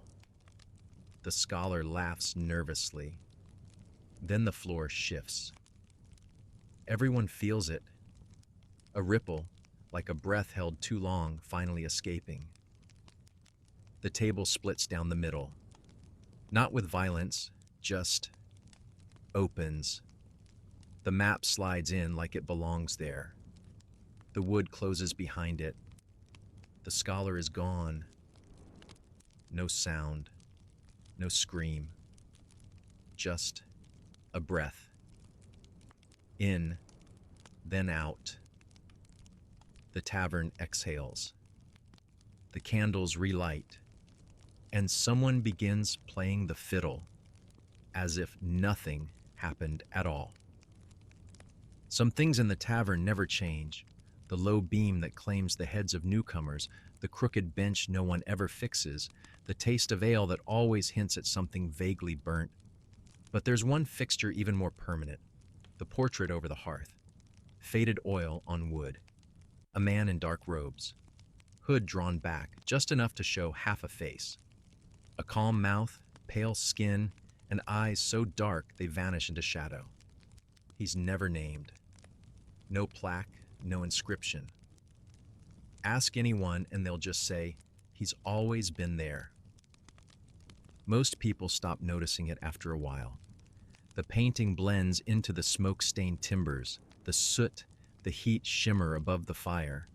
But sometimes, after a long night of drinking and watching shadows dance across the floor, someone looks too long, and that's when the whispers begin.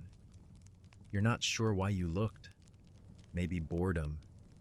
Maybe the hush that fell too suddenly. Maybe the way the fire seemed to lean toward the portrait, like it wanted to warm it. The man in the painting is watching. You laugh at yourself, but the feeling doesn't leave. You check again. Now he's facing slightly more to the left than before. You ask the barkeep. He stiffens. Says nothing. You ask again. He just mutters, "Don't engage with it." Too late. That night, as the tavern empties and you're left nursing the last of your drink, you glance at the portrait once more. His eyes are open now. They weren't earlier. You swear they weren't. You stand, dizzy, unsettled. The room seems to lean slightly, like the tavern itself is trying to shift your angle, make you see the painting differently. And then, the worst thing happens. He smiles. Not warm, not cruel, just knowing. Like he's been waiting for you to notice for a very long time. The fire flares. The barkeep shouts. Not words, just a guttural command. The room tilts. And you black out. You wake in the alley behind the tavern. Rain pouring. Mud in your teeth. A sore spot on the back of your head where someone must have struck you. You pull yourself upright. Look through the rear window. The painting's gone. You burst through the front door. Everything is as it was. Crowd. Laughter. Fire. And the portrait. Still there. Eyes closed. No one else remembers anything different. You leave again. But now, everywhere you go, you see him, reflected in puddles, in the shine of a tankard, in the glazed eyes of a man passed out in a doorway. The barkeep won't meet your gaze anymore. You've looked too long. And now the portrait is watching something else, waiting. There are stories whispered between the floorboards, buried beneath centuries of spilled ale and muddy boots. Not the kind sung by bards or scribbled in the margins of dusty chronicles. No, these are the stories that breathe, the ones too dangerous to name out loud. Stories that know they're being told. Stories that remember you. Tonight the tavern is full. Not unusually so, but full in a way that feels intentional. Strangers sit at tables where locals used to be. The hearth burns too bright. The door opens too slowly. You feel it in your chest. This is not just another night. The barkeep isn't behind the bar. In his place stands a woman no one's seen before.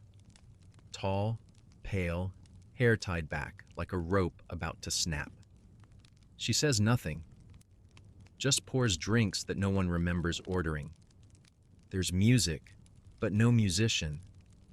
There's laughter, but it doesn't echo. You feel your name tugging at the back of your mind, like something you've almost forgotten but desperately need to remember. And someone at the table beside you, someone you don't recognize, leans in close and says, "You've been here before, haven't you?" "You haven't." "You're sure of it, aren't you?" The fire crackles. The walls close in by inches.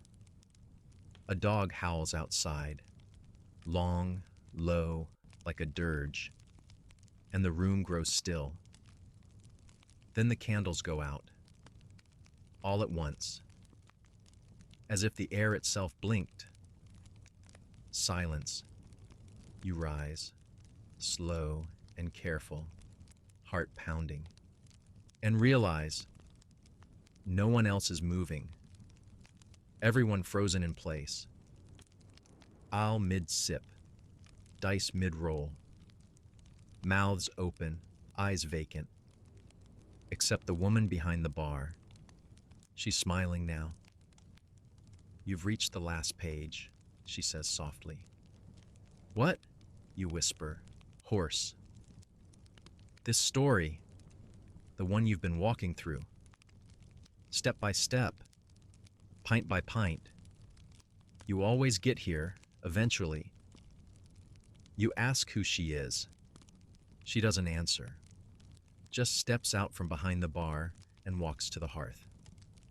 She places a key into a brick that shouldn't exist, and the wall opens.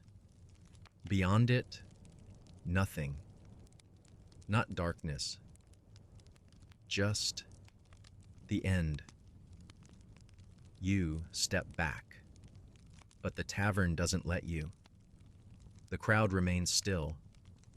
Statues in flesh, frozen in an eternal toast. A farewell you didn't realize you were part of. The woman beckons. You ask what's behind the wall. She tilts her head. Exactly what you deserve. You don't remember walking forward, but now you're at the threshold. The fire flares behind you, the warmth of every story told here licking at your back. You look, once more, at the tavern, at the people, at the empty bar, and realize this was never just a place. It was a trapdoor. You were always going to fall through. The woman nods, and you step into the final tale. The tavern exhales once more, and behind you, the wall seals shut.